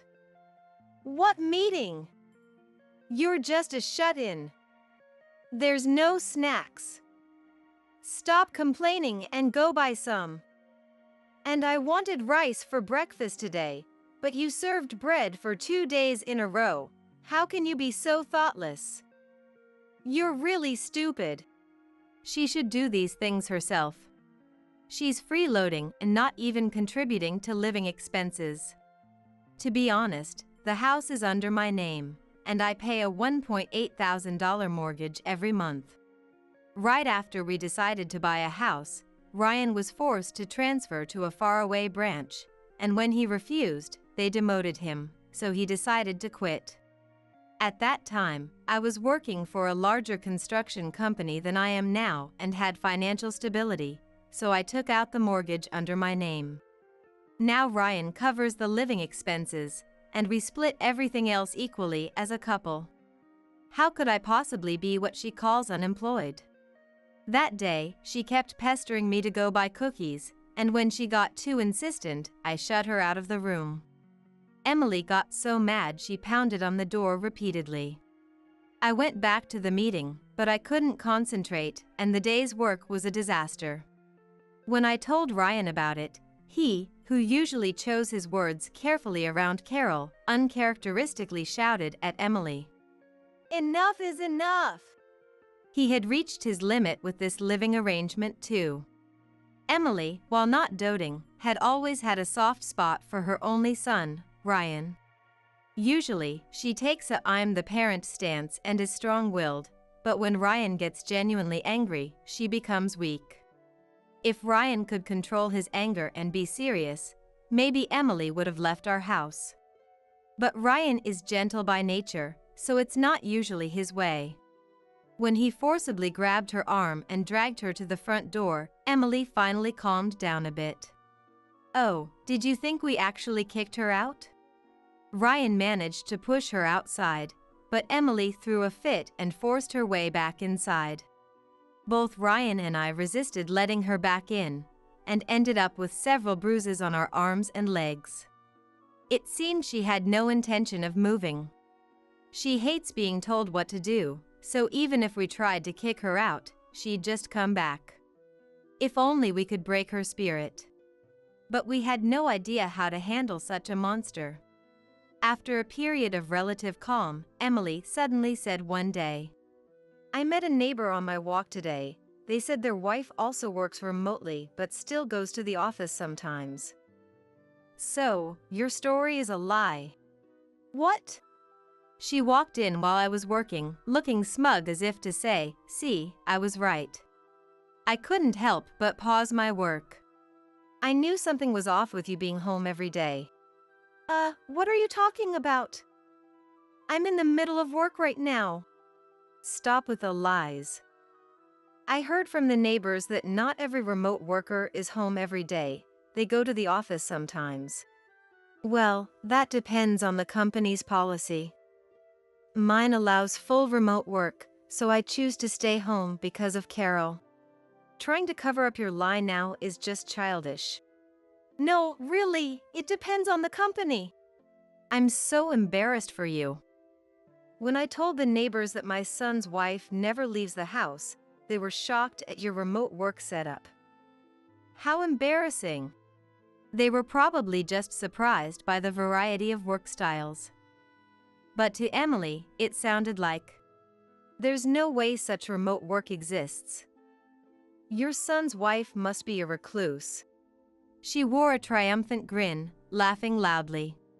Emily's gloating continued, so I gently said, Excuse me, I need to focus on my work. I asked her politely to leave, but it was futile.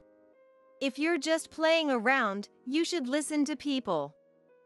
I'm saying this for your own good. She got even angrier. Trying to be courteous to avoid escalation was pointless. What should I have done?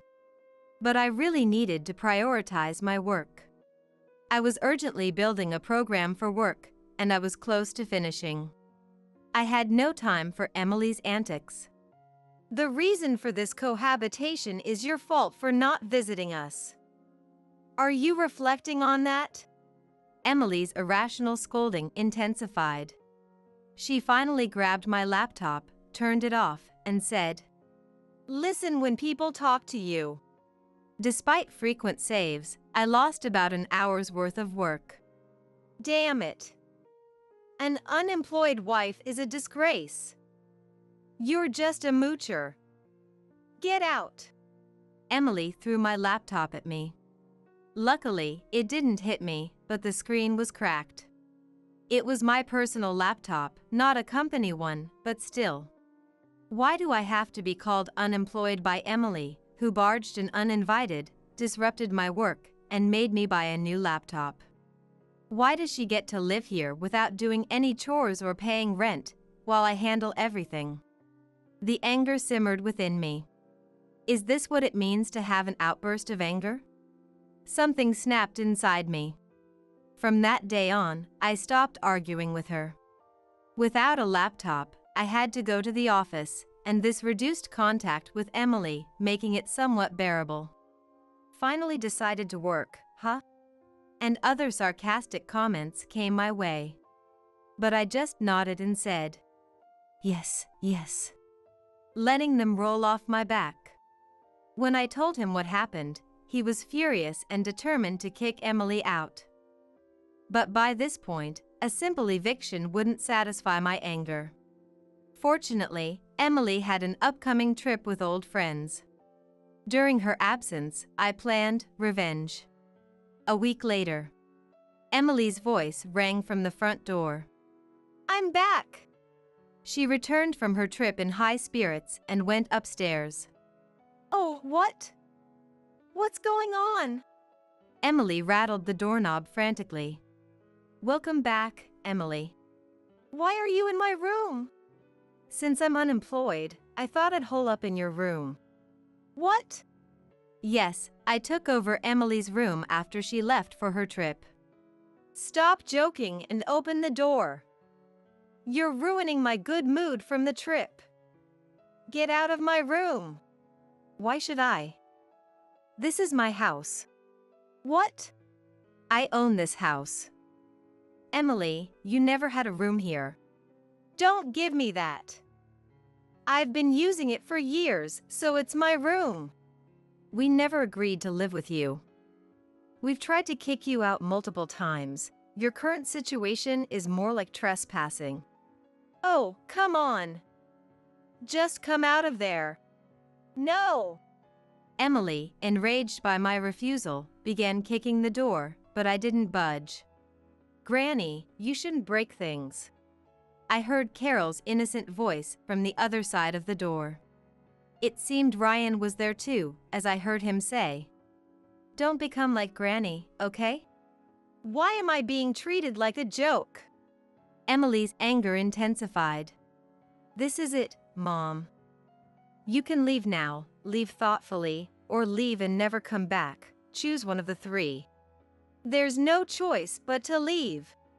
She screamed in rage, but Carol added, get out. Whether she understood the situation or not. The words from her granddaughter seemed to affect Emily, who weakly said, What is this? I've done so much for you. We've been more than patient and accommodating because you're our parent, but you've trampled on all of that. Ryan replied, How dare you? You never visit us. With the infection spreading, we couldn't. You only think about yourself, Mom. His logical retort left Emily shouting, I'm not wrong. All right, this isn't going anywhere. Okay, Emily, I'll open the door for you. What? Sensing something off in my tone. She was visibly suspicious and hesitant. Without waiting for her response, I opened the door. That moment, Emily froze as she took in the sight of the room. No. Where is he? Where is Jean? I threw it out with the trash the day before yesterday. How could you do that? I'll get you for this. Emily, half crazed, lunged at me, but I deftly sidestepped her. Jean was Emily's favorite handsome Korean idol. This trip had been organized with her friends who were also Jean fans, staying at a hotel where Jean had discreetly stayed. Every time he visited the US, she attended his events, buying special edition CDs and limited merchandise. When she first arrived at our house from the in-laws' place, 80% of her suitcase was filled with Jean merchandise. The moment she moved in, her room's walls were plastered with his posters, and framed photos lined the shelves. But now, why is everything Johnny Cash? Emily's half-crying voice echoed as she realized that all her beloved Jean posters and merchandise had been replaced with Johnny Cash memorabilia. I sold them at auction. I replied. That's not the point. Emily screamed. Oh my God! Even the curtains are different. I thought those girly pink lace curtains didn't suit your lack of charm, so I switched them to an American traditional pattern. What about my bear rug?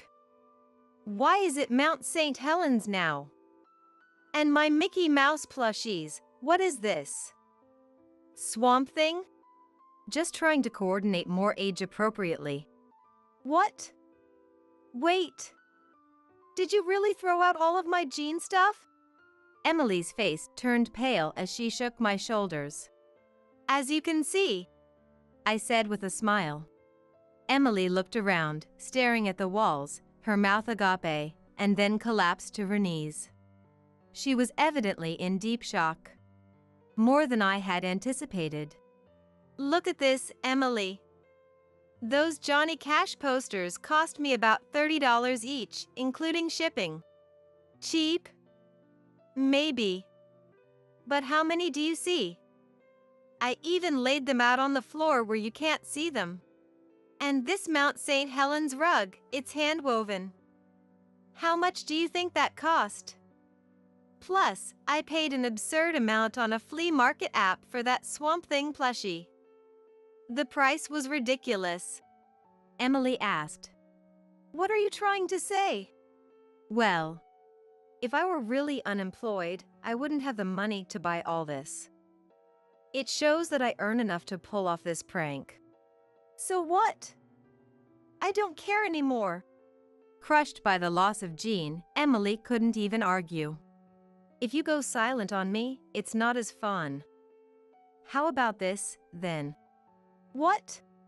Emily froze again as I quietly opened the closet. My clothes?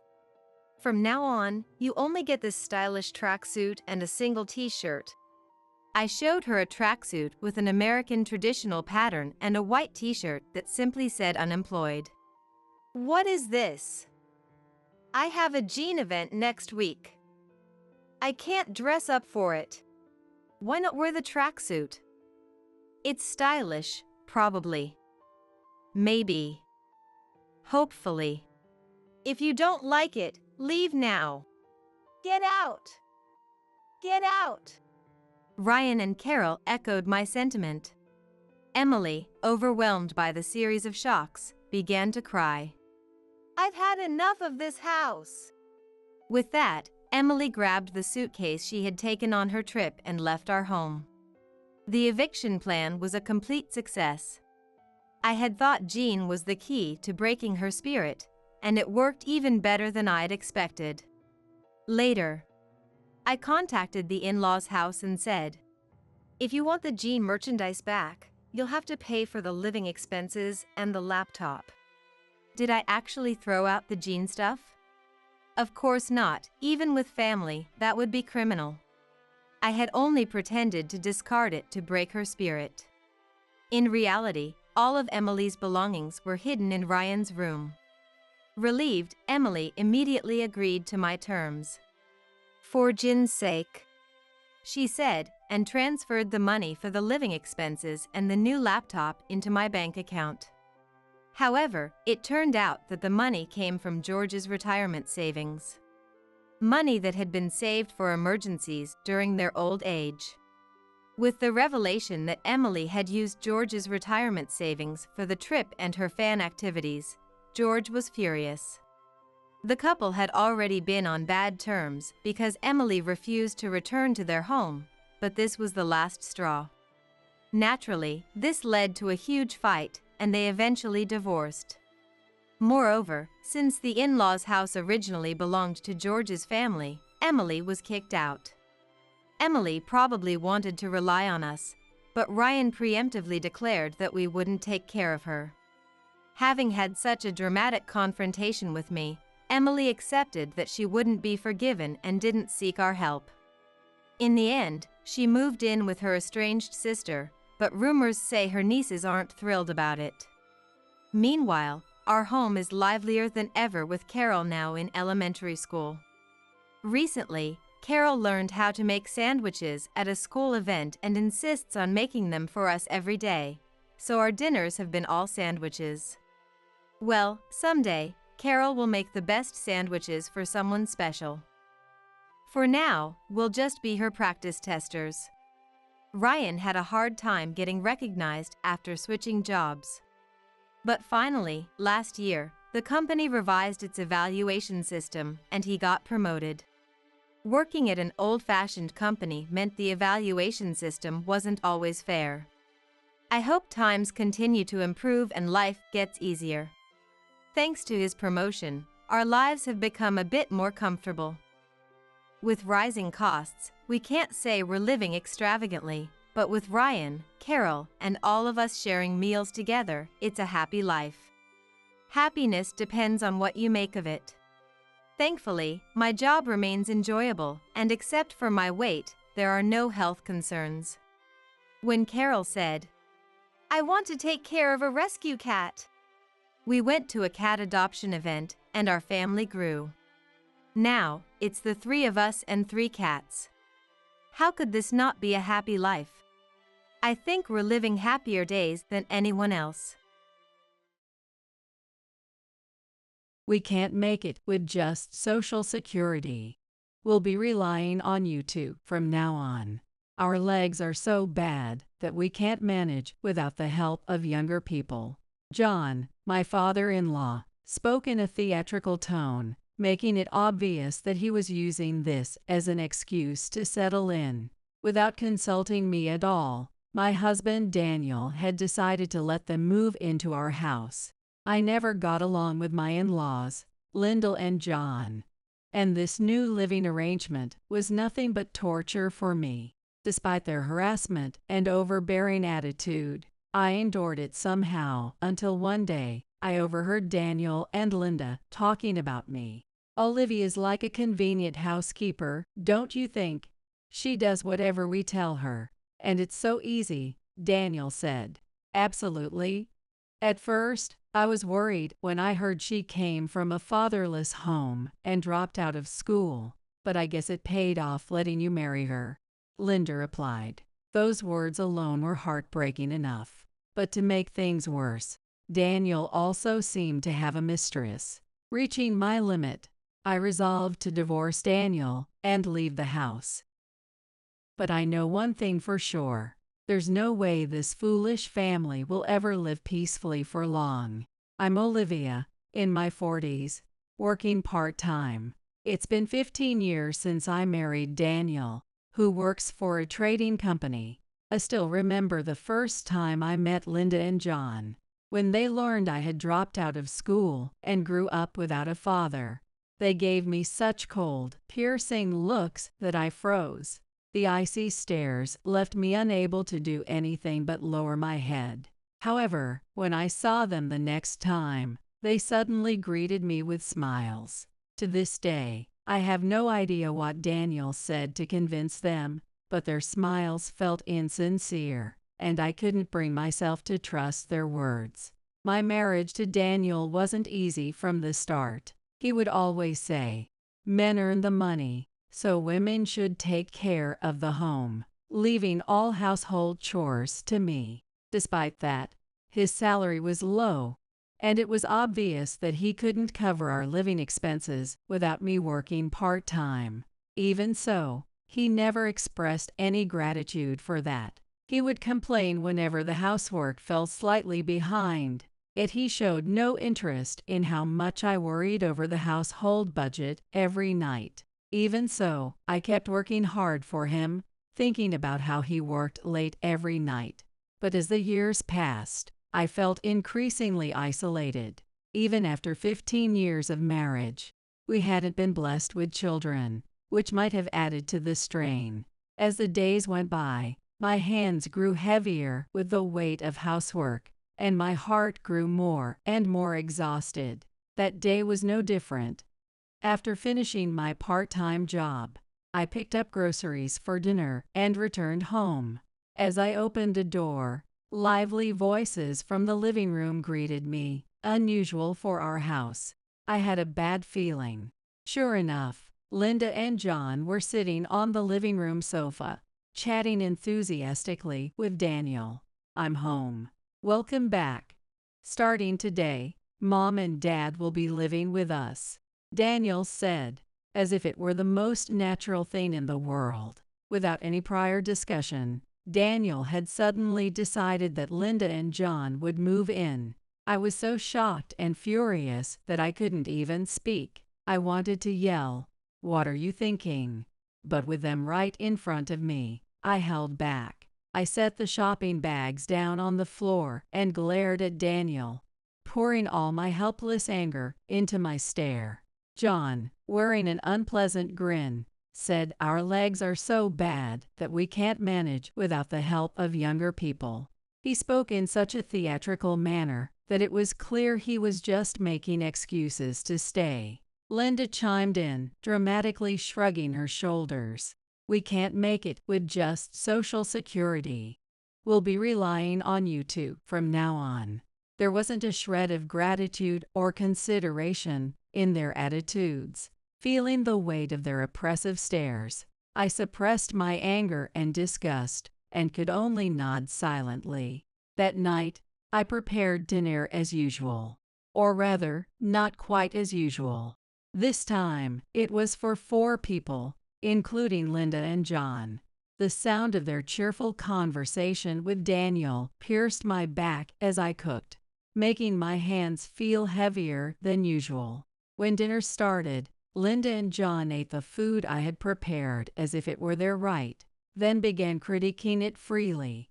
"This flavor is a bit too strong, don't you think? Maybe it's more suited for younger people," Linda said. "Well, it's not bad, but it's a little much for older folks. Next time, try to keep that in mind," John added. They acted as though they owned the house, their arrogant comments and behavior filling me with disgust and humiliation. After that torturous meal ended, I fled to the sink to start cleaning the dishes. But as I began washing, I sensed movement behind me. Turning around, I saw Linda and John pulling unused plates and glasses out of the cupboard and setting them on the table. What are you doing with those dishes all of a sudden?" I asked Linda, my confusion evident. The moment the words left my mouth, Linda's face twisted in anger, and she shouted, "Of course, we're having drinks after dinner. Don't you have any common sense?" Her sudden outburst left me frozen in shock. I wanted to snap back that there was no need to yell, but I held my tongue. Satisfied by my stunned reaction, Linda shifted her scowl into a saccharine smile. "Now that you understand, hurry up and bring out some drinks and snacks, won't you?" she said, her tone commanding. In the end, I found myself preparing yet another round of food for their post-dinner drinks. If they had at least invited me to join, it might have softened the blow. But of course, no such invitation came. Once the drinks were over, I was left to clean up the glasses and plates they had used. Hoping someone might offer to help, I glanced at the three of them. But there they were, tipsy and carefree, laughing together while watching TV. Noticing my gaze, Linda pointed her chin towards the table and said, "There are still dishes left over there. Make sure to wash those too." A few plates I had missed still sat on the table, but instead of bringing them over, Linda just made her snide remark and turned her attention back to the TV. Her words and attitude sent a surge of rage through me, but I couldn't let it show, so I bit my lip hard and said nothing. The three of them paid no attention to me, continuing their lively conversation and laughter. Swallowing my anger, I simply kept my hands moving, washing dish after dish in silence. One morning, Linda and John said they were going to the hospital and began getting ready to leave. But Linda, despite the simple errand, spent an unusual amount of time putting on makeup and carefully picking out her clothes. Watching her, I felt like something was off, but I didn't have the courage to ask. With my own work shift approaching, I was too busy clearing the breakfast dishes and finishing other chores to pay much attention to their strange behavior. Without so much as a glance my way, the two of them left the house. Daniel had already gone to work by then, leaving me alone in the house, a rare and welcome moment of solitude. After quickly finishing my chores, I realized I had some time before heading to work. Relieved, I sat down to rest, idle watching TV. That's when I noticed something strange. My wallet was sitting haphazardly on the kitchen table. Normally, I always kept my wallet on the dresser in the bedroom. There was no way it should have ended up on the kitchen table unless someone else had moved it. Feeling uneasy, I decided to check its contents, only to find that some money was missing. There was no doubt in my mind. Either Linda or John had taken it. Daniel had never done anything like this in all our years of marriage. If he needed money, he would just ask me directly. He would never silently take it. Linda and John, on the other hand, not only moved in uninvited but now even had the audacity to steal from me. I was determined to confront them about it, but by then they were already gone. Frustrated and upset, I went to work, with that anger weighing heavily on my mind. My morning shift lasted about 5 hours, and when I returned home, Linda and John were still not back. It was already well past lunchtime, and I couldn't imagine their hospital visit taking this long. I couldn't shake the thought that they'd used my stolen money to go out and enjoy themselves. The thought alone was infuriating. Several more hours passed, and finally, as evening approached, they returned. When I went to the front door to confront them, John greeted me with a casual smile. "We ran out of money for the cab. Sorry, but can you cover the rest for us?" "What? Wait a minute." I was dumbfounded, caught between anger and disbelief. From the doorway, I could see the cab waiting just outside. I was so overwhelmed I could barely process what was happening. I had planned to confront them about stealing my money, but now they were asking me for even more. Still, I couldn't let the cab driver, an innocent party, be inconvenienced. Reluctantly, I stepped outside and paid the fare. I hoped that would be the end of it, but no sooner had I handed over the money than the driver got out and opened the trunk. Dreading what was coming, I turned toward Linda and John. Linda, without missing a beat, called out, "Make sure to bring those in for us, would you? We're absolutely exhausted from the hospital." I trembled with anger, but, swallowing my pride, took the bags from the driver. The luggage included not only their personal bags, but also multiple shopping bags from stores that could only be found at the nearby mall. It was clear they had spent the day shopping and enjoying themselves. Struggling under the weight of their many purchases, I carried everything into the house. Linda and John disappeared into the back of the house as soon as they stepped inside, without a single word of thanks. That night, unable to hold it in any longer, I decided to speak to Daniel about what had happened. "Daniel, Linda and John took money from my wallet. I need you to say something to them about it." But instead of support, Daniel frowned. "Are you seriously complaining about something so small? Just think of them as your parents and treat them with respect." Discomfort and despair spread through me. It was painfully clear that Daniel didn't understand my feelings at all. That night, as I finished cleaning up the kitchen alone, I cried quietly. For the first time, I realized with certainty that I had no allies in this house. But my misery didn't end there. A month later, I discovered something even more devastating. It was a day like any other, except work had been exhausting. An extended post-shift meeting left me completely drained. Too tired to do much else, I rushed through my chores and decided to go to bed early. However, perhaps because I was so overtired, or maybe because I had gone to bed earlier than usual, I woke up just a few hours later. The clock showed it wasn't even midnight yet. Thirsty, I headed toward the kitchen, but as I stepped into the hallway, I noticed light spilling out from the living room. It seemed Linda and Daniel were still awake, chatting away happily. Their conversations were usually laced with insults about someone or other, and frankly, I couldn't stand listening to them. So, instead of interrupting, I decided to move quietly, making sure they wouldn't notice me as I walked down the hallway toward the kitchen. As I passed by the living room, I suddenly heard my name being mentioned. I didn't want to listen. I already knew it would just be more bad-mouthing about me. Even so, my body froze in place in front of the door. "Olivia's like a convenient housekeeper, isn't she? She does whatever we ask, and it's so easy," Daniel said with a laugh. "Exactly. At first, I was worried about her growing up without a father, but letting you marry her turned out to be the right decision."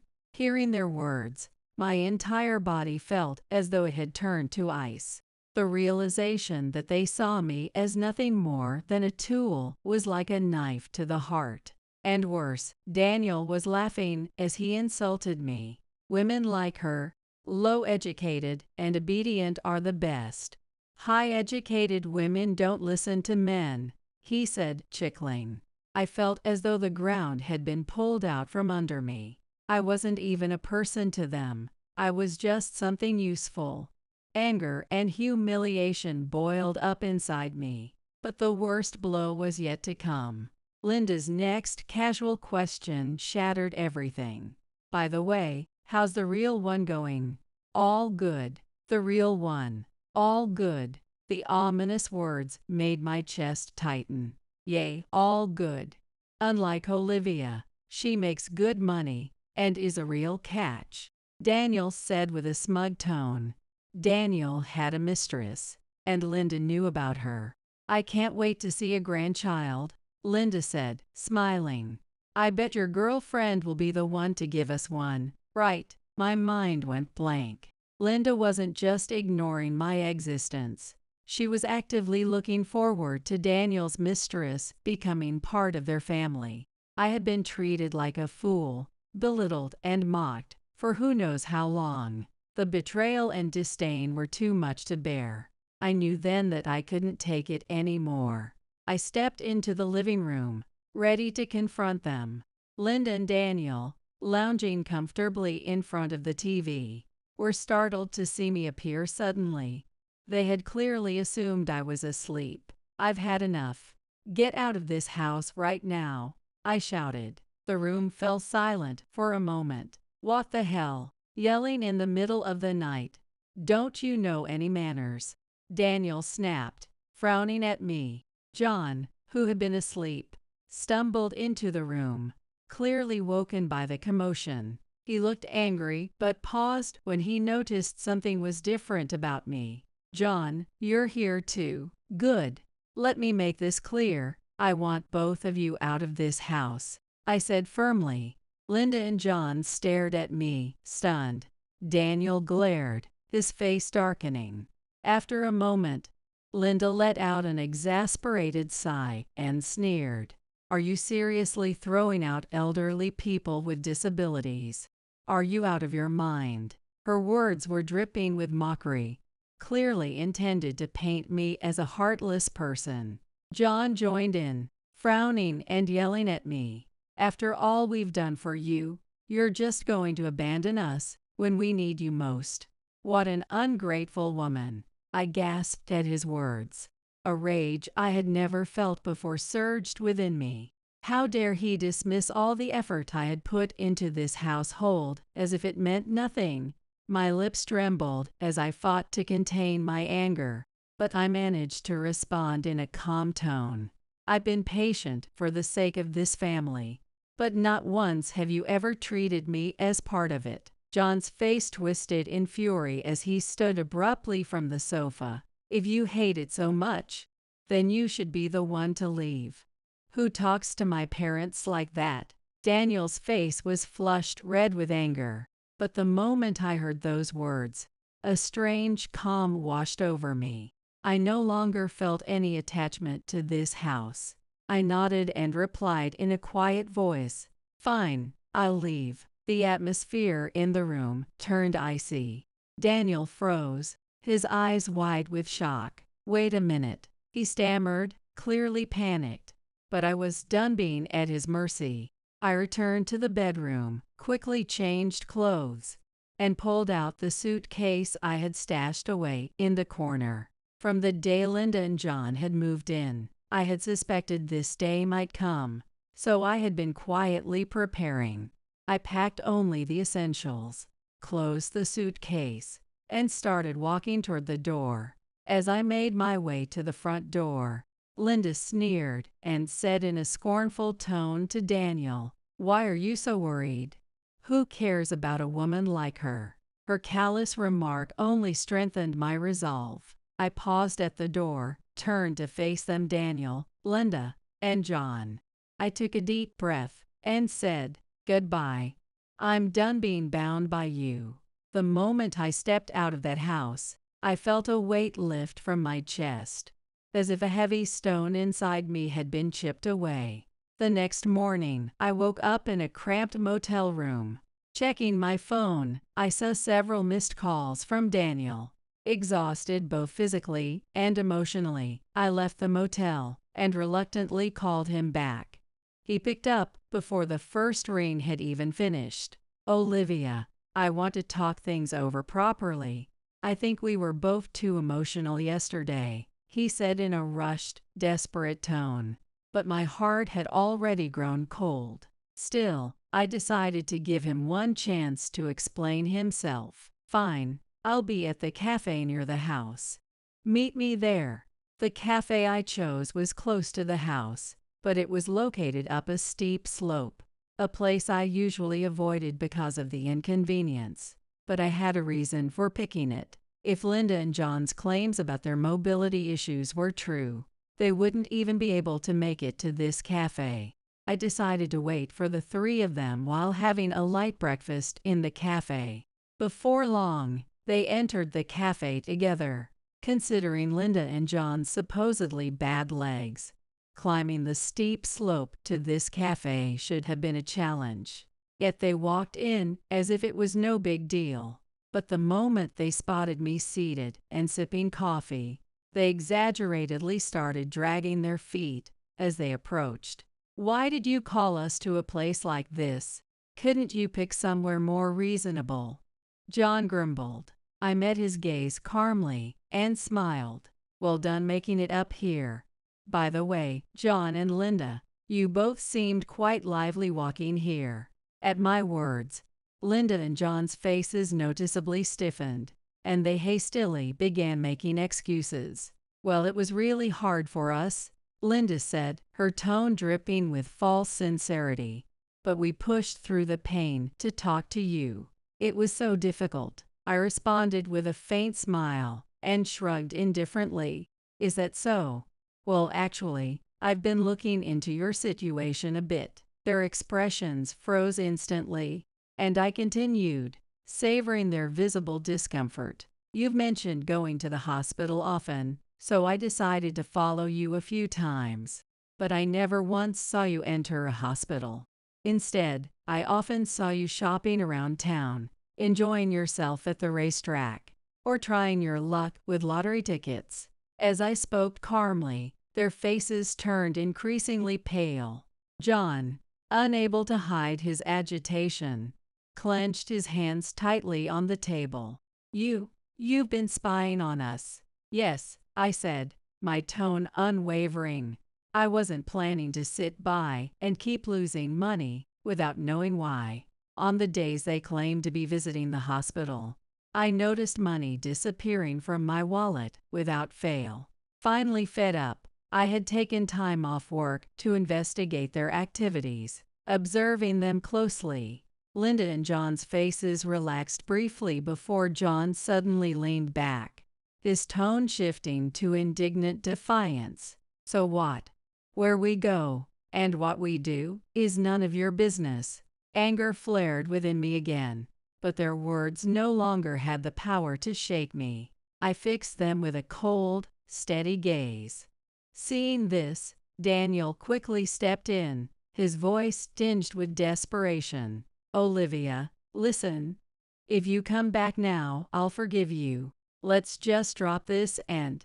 Before he could finish, I pulled out the item I had prepared. From my bag, I retrieved a signed divorce application and slammed it onto the table. The sound echoed in the room, and Linda and John's faces turned to stone. "I don't need your forgiveness. This is my answer."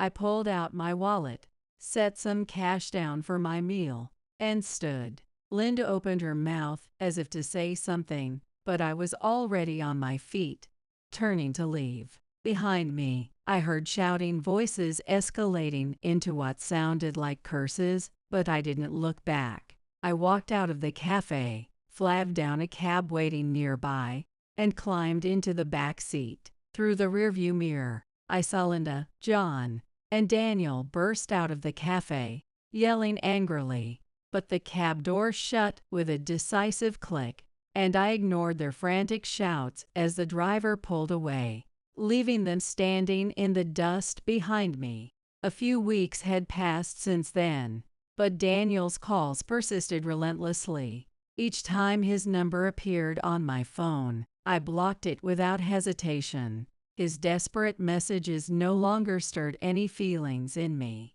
Having resolved to leave everything behind, I had no reason to listen to his excuses or apologies. One evening, after finishing my shift at the supermarket, I stepped outside and froze in my tracks.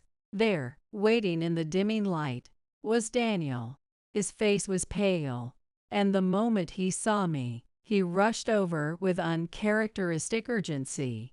I stood motionless, stunned, as he stopped in front of me and, without warning, pleaded desperately, "Please, Olivia, help me. I'm at my limit." I hesitated for a moment but maintained my composure, listening carefully to his words. His voice trembled with emotion as he continued, tears welling in his eyes. "They're about to cut off the water, gas, and electricity. I don't know what to do. Please, help me." The old me might have felt a pang of sympathy, might have even considered helping him, but not anymore. "You can just pay the bills," I said coolly. "The accounts are all in your name." For years, I had been the one managing and paying the household utilities. After slamming down the divorce papers, I had withdrawn all my savings and closed my bank account. I had resolved to cut every tie, both financial and emotional. "All the bills were covered with my salary," I continued. "I don't see why I should keep paying. It's not my responsibility anymore." At my words, Daniel dropped to his knees, pressing his head to the ground as his shoulders shook with sobs. "Crying won't change anything," I said flatly. "There's no reason for me to help you anymore." As passers-by cast judgmental glances at the scene, Daniel remained on the ground, his voice breaking with despair. "Please, Olivia, I'm begging you. I'm out of money." His tone was that of a man clinging to his last shred of hope. I looked down at him coldly, remaining silent for a while. No matter what he did, I no longer felt any sympathy in my heart. However, his desperate attitude did bother me just a little. "Why are you this broke?" I asked. "You're still working, aren't you? Where's all your money?" Daniel averted his eyes, mumbling incoherently. In that moment, I sensed he was hiding something. After a long pause, he finally gave in, his voice low and trembling. "Actually, I lost my job about 2 years ago." His confession sent a jolt through me, but I kept my expression neutral, waiting for him to elaborate. If I'd heard this before everything fell apart, I might have been crushed. "I was fired," he admitted, "because I forced myself on a junior female colleague, asking her to date me. That's why." His words filled me with a mix of anger and disgust. I was furious that he had kept such a critical truth from me. "That doesn't add up. Linda always talked about how well you were doing at work," I said, my voice laced with skepticism. It didn't make sense. If he'd lost his job over something so serious, how could things have seemed fine to Linda and the rest? I lied. "Every time I saw them, they wouldn't stop pestering me about wanting grandchildren. It was annoying, so I told them I had a girlfriend. They were thrilled, so I just played along." I was utterly speechless. Daniel's irresponsibility and thoughtlessness were staggering. His willingness to deceive his parents just to justify his actions showed how far he had fallen. I could no longer expect anything from him. For a moment, I simply stared at him coldly, saying nothing. Then, with a deep breath, I made up my mind and said calmly, "Fine. If this is truly the last time, I'll give you some money. But remember, this is absolutely the last time. If you come to me again, I won't forgive you." Together, we went to the bank, where I withdrew an amount slightly more than a month's worth of expenses, and handed it to him. "Olivia, thank you, truly, thank you," he said tearfully, repeating his gratitude over and over. But I was no longer listening. "From now on, figure things out for yourself. Get a part-time job or something. Live on your own. My words were a final warning. Daniel opened his mouth to say something but couldn't find the words. He simply nodded, stood up slowly, and walked away without another word. A month later, I was adjusting to my new life. Things had finally begun to feel peaceful, until the sudden ring of my phone shattered that calm. Daniel's name appeared on the screen. An uneasy feeling gripped me, but I answered anyway. I'm on my way to your parents' old house right now. I'll leave Dad and Mom with you, so they're your responsibility from here on out, he said in a light, almost casual tone. His flippant attitude caught me off guard, but something about his voice sounded careless, almost resigned. It dawned on me that perhaps Daniel had grown fed up with John and Linda's reckless spending. He might be trying to unload the burden of dealing with them onto me. That's impossible, I replied icily. I have nothing to do with any of you anymore. I told you it was the last time. Daniel let out a sly chuckle, his voice dripping with triumph. Too late. We're already at your parents' old house. They're your problem now. Before I could respond, he hung up. I didn't feel anger. What I felt was a sense of urgency, mixed with a deep sigh of exasperation. I rushed to my parents' old house, dreading what I might find. When I arrived, my worst fears were confirmed. Linda and John were already there, embroiled in a heated argument with an unfamiliar family. Linda's voice was shrill as she shouted, her face twisted in anger. What do you mean you're living here? This is our house. The family appeared confused and utterly fed up. Hurrying over, I immediately apologized to the strangers. I'm so sorry for the trouble, I said earnestly. Linda and John turned toward me, startled but quickly raising their voices again. Olivia, while you were away, these strangers broke into our house. Call the police. I nearly laughed at the absurdity of it all. You're the ones who should be worried about the police, I said, barely concealing my amusement. What are you talking about? I smiled coldly and replied slowly, this house is no longer mine. I sold it a long time ago, and it now belongs to this family. The moment my words sank in, Linda and John's faces froze. Daniel, enraged by my words, raised his fist and advanced toward me. Don't do anything reckless, he shouted, his voice echoing through the neighborhood. But I remained calm and continued to look at him. This house had originally belonged to my mom, and no matter what he said, it didn't matter anymore. This is no longer my home. You have no right to complain. Daniel was left speechless, standing there in shock, unable to respond. As Linda and John continued to protest, Daniel's expression hardened, as if he had made a decision. Suddenly, he turned to face them. This isn't my problem anymore. It's all yours, he said, his voice devoid of emotion. Daniel, where are you going? Don't leave us here. Without a word, Daniel turned his back on Linda and John and left, walking away quickly. Linda, stunned and angry, yelled after him, and John, looking frantic, tried to chase after him. But Daniel didn't look back, disappearing without a trace. Linda and John, still fuming, eventually gave up the chase and left. There was no sign of the limp they had claimed to have before. After apologizing to the new residents, I quickly left the scene. However, it seemed that Linda and John weren't ready to give up. That night, they returned to my parents' former home. Under the cover of darkness, they set up a tent on the property without permission and even started a bonfire. It seemed they were trying to stake a claim, holding on to the idea that this was still their place. In the middle of the night, a neighbor noticed the smoke and the strange sight and immediately called the police. The sound of a police siren broke the quiet of the night, and Linda and John were surrounded by officers on the spot. This is our house, Linda screamed. "You're wrong for doing this. We're the rightful owners," John shouted, angrily waving his hands. The police remained calm and composed. They quickly determined that the two were trespassing and arrested them on the spot. How do I know all this?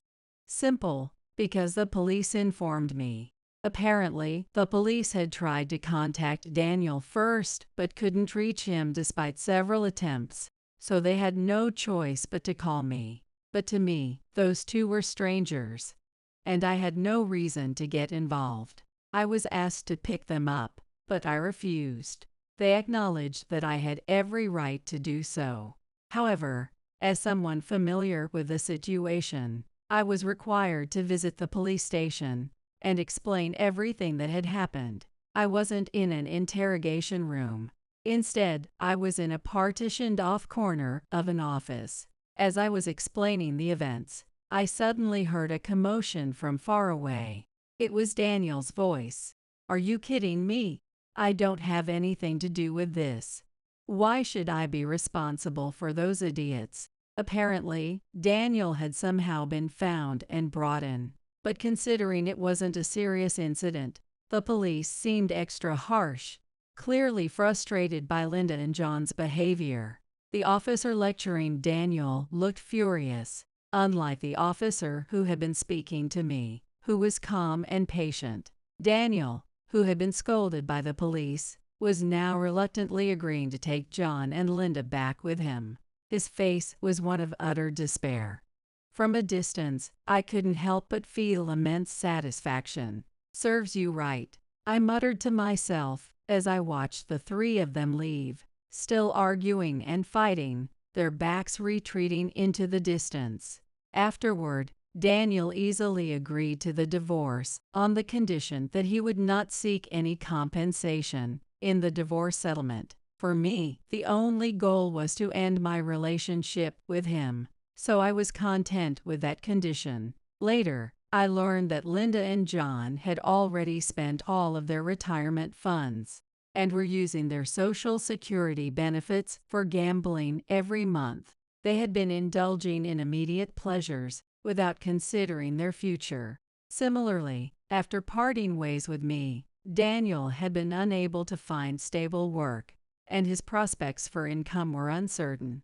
It was hard to feel any sympathy for him. In the end, Linda, John, and Daniel moved into a cheap, old apartment that didn't require a guarantor. The apartment was worn out, with dirty walls and creaky floors, but I suppose they had no other options. At first, it seemed they managed to live together, but the situation quickly worsened. According to what I heard, a minor argument broke out between Daniel and John. The argument escalated, and eventually, Daniel stormed out of the apartment in anger. As John rushed after him, attempting to descend the old apartment stairs, the floorboard suddenly cracked. John fell down the stairs, screaming in pain. Despite hearing his screams, Daniel did not turn back. He silently walked away from the scene. Even when John continued to scream for help, Daniel never returned. I was told that John had to endure the pain at the bottom of the stairs until one of the neighbors noticed and called an ambulance. When I heard this, though I knew I shouldn't laugh at someone else's misfortune, I couldn't help but feel a sense of dark amusement. John suffered complex fractures to both of his legs, and due to his age, it seemed unlikely that he would ever walk properly again. The doctors told him that he would need long-term rehabilitation, and the surgery and hospitalization costs would be high. However, Linda and John had no financial means to cover these expenses. Reluctantly, Linda found a part-time job nearby and began taking care of John, living off her small income. The luxurious life they once enjoyed was a thing of the past, and they were forced to confront the harsh reality of their situation. Meanwhile, Daniel continued down the path of self-destruction. Even after losing his job, he couldn't let go of his obsession and started stalking a woman who had once been his subordinate. However, the woman was already married and living happily with her husband. Daniel's behavior escalated, and eventually, it led to a confrontation with the woman's husband, who forcefully confronted Daniel. The police were called, and Daniel was arrested for stalking. His life had completely spiraled into irreparable ruin. As for me, I had begun a new life. I used the money from selling the parents' house to find a new home. Unlike my previous house, this place was bright, spacious, and cozy. I decided to start an online craft class, something I had dreamed of doing for many years. At first, I was unsure, but gradually, my students increased, and my life became more stable than it had ever been. Sometimes, I held lunch meetings with my students, and the once lonely days seemed a distant memory. I was now living a peaceful and fulfilling life. I had managed to build a new life with my own hands. The joy of teaching crafts every day and the friendships I formed with new people enriched my life, making the suffering of the past a thing of the past. The days in my new home were calm and peaceful. It is true happiness for me. Never received an allowance? What do you mean? What? This bombshell dropped during a conversation with my father-in-law one day. I couldn't believe something like this was happening behind my back. My name is Emma, and I'm 29.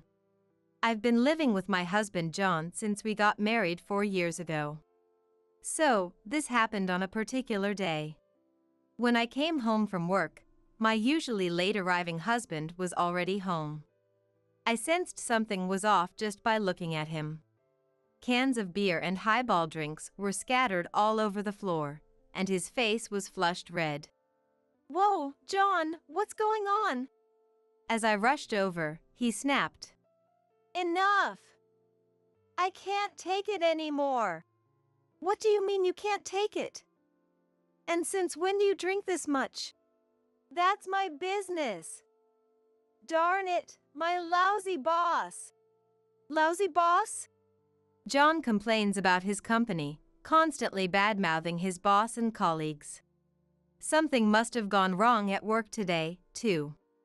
I decided to try and calm him down. It's been a tough day, huh? I'm making your favorite stew for dinner tonight. Let's eat together.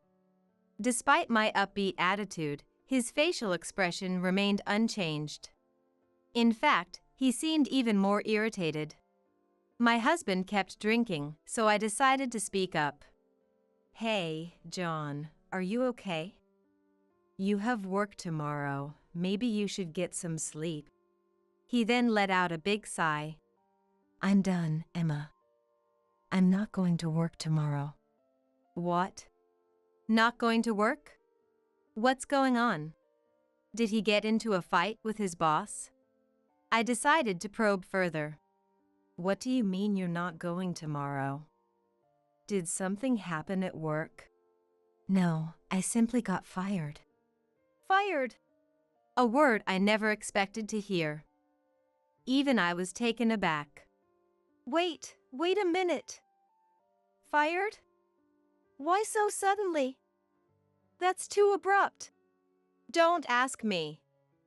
They just told me out of the blue. I don't know if it's poor management or cost cutting, but honestly, I'm done with that place. I feel relieved now." "Done with it, you say?" To be honest, I was anything but relieved. We could afford our current home because both of us were working. Expenses for groceries, bills, and even money sent to my father-in-law and mother-in-law. Anyway, I've been fired. Just let me do as I please for today. My husband was seriously drunk and out of control. If he doesn't find a new job, we won't be able to continue sending money to his parents. With that thought, I decided to contact my father-in-law when the time was right.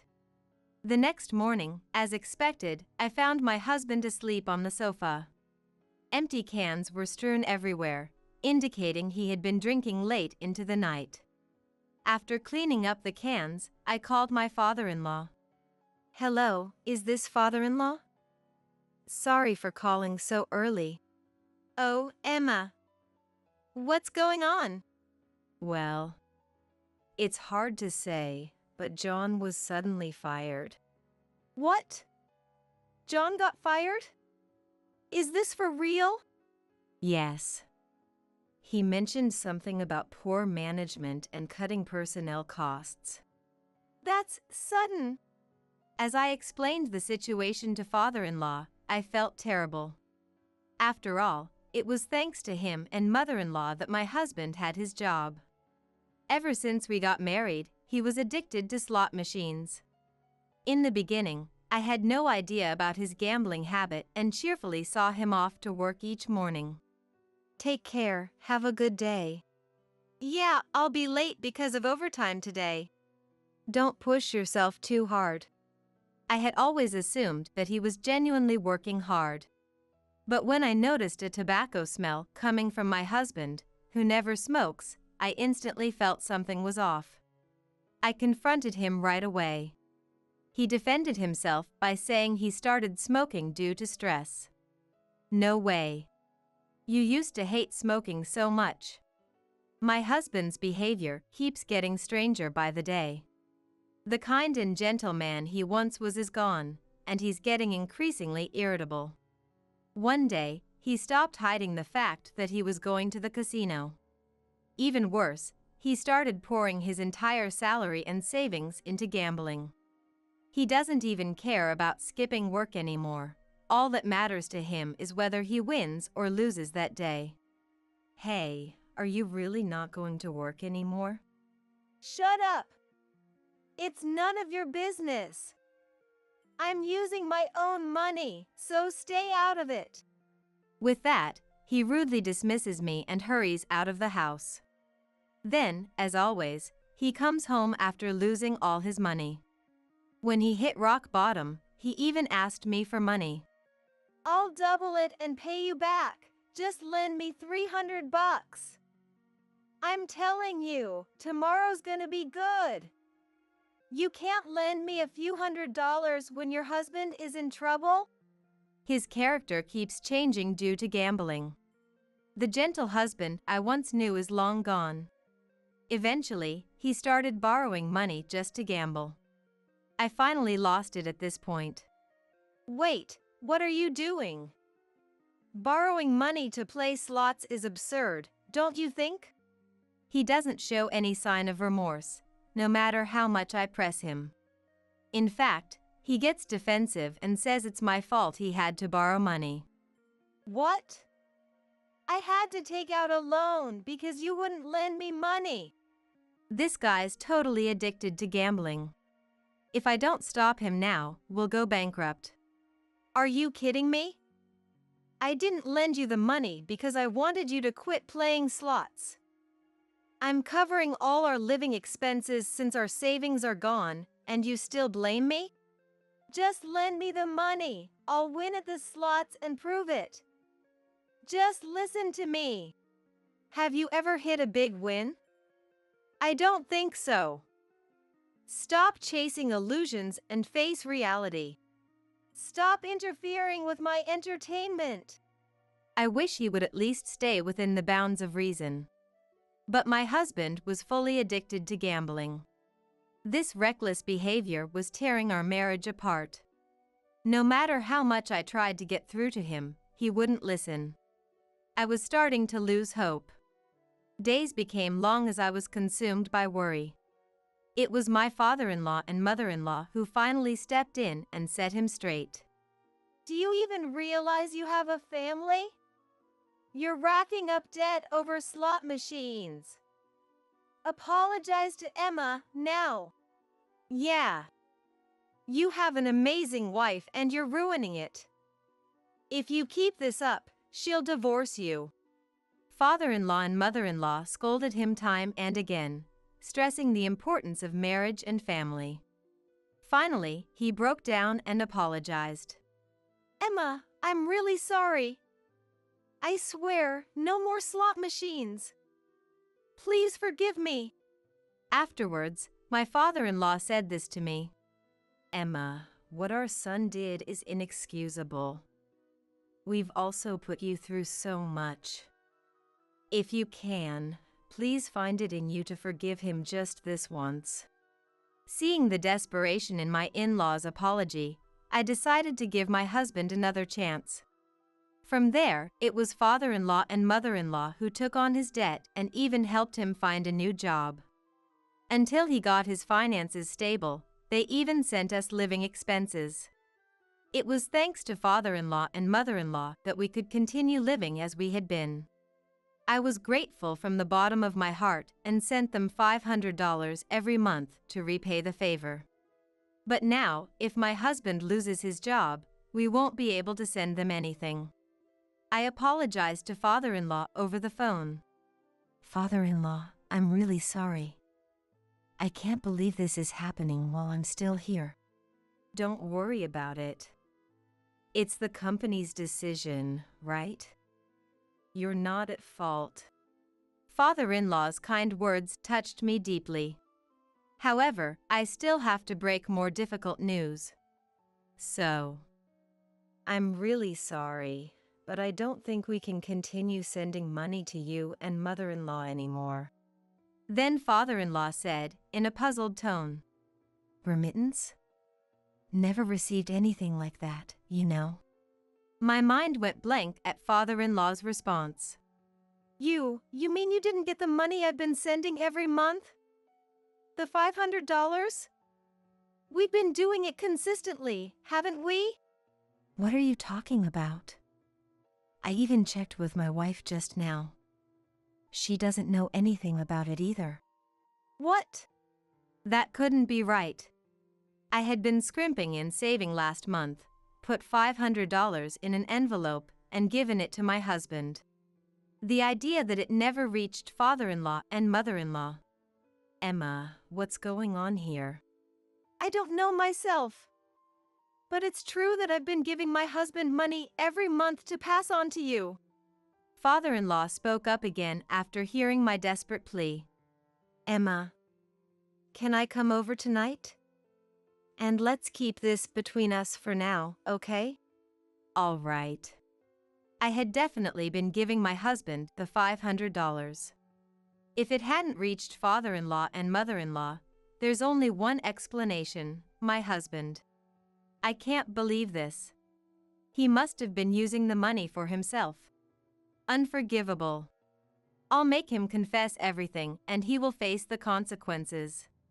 An hour later, father-in-law and mother-in-law showed up at our house. When they walked into the living room, my husband looked surprised. Dad, Mom? What are you doing here? He was clearly rattled. It was obvious he was hiding something. John, is there something you'd like to tell us?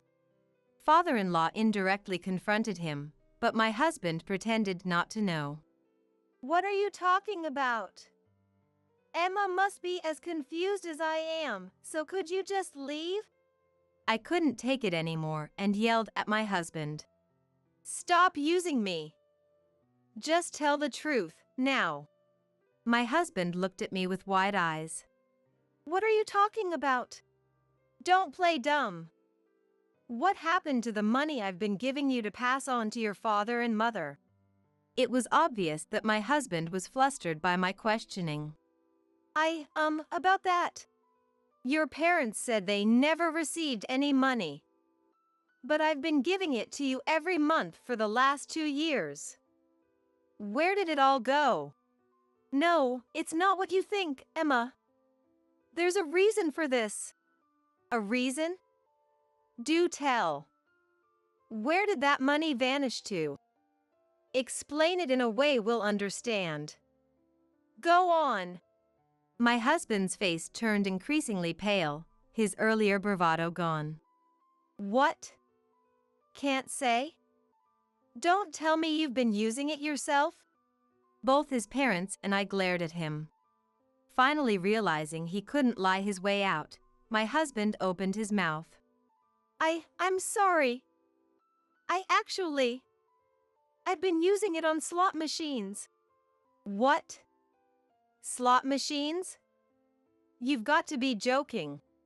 It was the last thing I wanted to hear. Even after everything that happened in the past, he was gambling again. I can't believe this. You promised you'd never touch slots again. We decided to send money to your parents as a way to make amends for all the trouble you've caused them. What are you thinking? As I yelled at him, tears spilled down my cheeks. Was I the only one who thought we'd finally be able to give back to his parents? My vision blurred from the tears. His mother patted my back gently. Just to confirm, is it true that you got laid off due to company reasons? At his father's question, my husband visibly flinched. Yes, it's true. John, if there's a time to correct the record, it's now. If we find out you're lying. Before his father could finish, my husband hurriedly apologized to us. I'm sorry. The truth is, I was fired due to my poor work performance. It wasn't due to company downsizing or cost cutting. I was speechless at my husband's words. Completely dumbfounded. His dad, father-in-law, quickly pressed on. What do you mean by work attitude? What the heck have you been doing? Actually, they found out I've been skipping work to go to the casino. Oh, this is hopeless. The moment I heard that, everything felt utterly ridiculous. I had forgiven his past and decided to start fresh, to support each other. What was all my effort for? Are you kidding me? His dad exploded in anger. How many times do we have to say it? Grow up and act responsibly, especially when you have a family. And yet, you pull this stupid stunt again? As his mom, my mother-in-law, quietly wept beside me, I couldn't even shed a tear. All I could do was look at my pathetic husband, who just kept apologizing. Facing the enraged father-in-law, my husband kept on making excuses without end. But I'll do better at my next job, okay? It was just bad luck this time. That's it. Let's get a divorce. The words slipped out unconsciously. WH. Emma? Divorce? Why, you're joking, right? To my distraught husband, I unleashed my pent-up anger. A joke? You think I'm joking in this situation? But isn't divorce a bit extreme for this? Extreme? Are you kidding me? Do you even understand what you've done? It's no different than embezzlement. My voice quivered with anger. It's too late. What? You've betrayed us twice. I have no confidence in spending my life with someone like that. We're getting a divorce. I can't believe this. His dad, who had been watching, nodded in agreement. We don't consider you our son anymore. From now on, we cut our parental ties. Wait a minute. Emma. Mom. Dad. You're joking, right? Forgive me, please. My husband was pleading through his tears, but our minds were made up. There was no turning back. I had him fill out the divorce papers right there in front of his parents. Thank you for everything. Goodbye. With my packed bags and the divorce papers in hand, I left the apartment. Emma! Wait.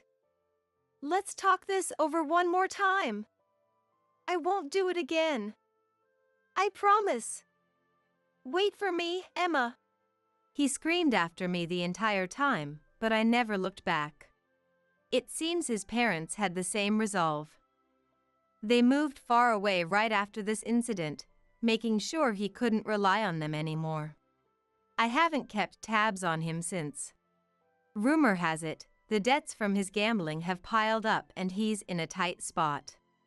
Now, he's apparently scraping by, running away from creditors. Hearing about his predicament doesn't stir any feelings in me. It's all his own doing. On the other hand, I've been living a fulfilling life. I still maintain a good relationship with his parents. We even meet up for meals during my days off. Marrying him was a mistake, but meeting such wonderful in-laws has become a treasure for me. Going forward, I want to give back to them as much as I can.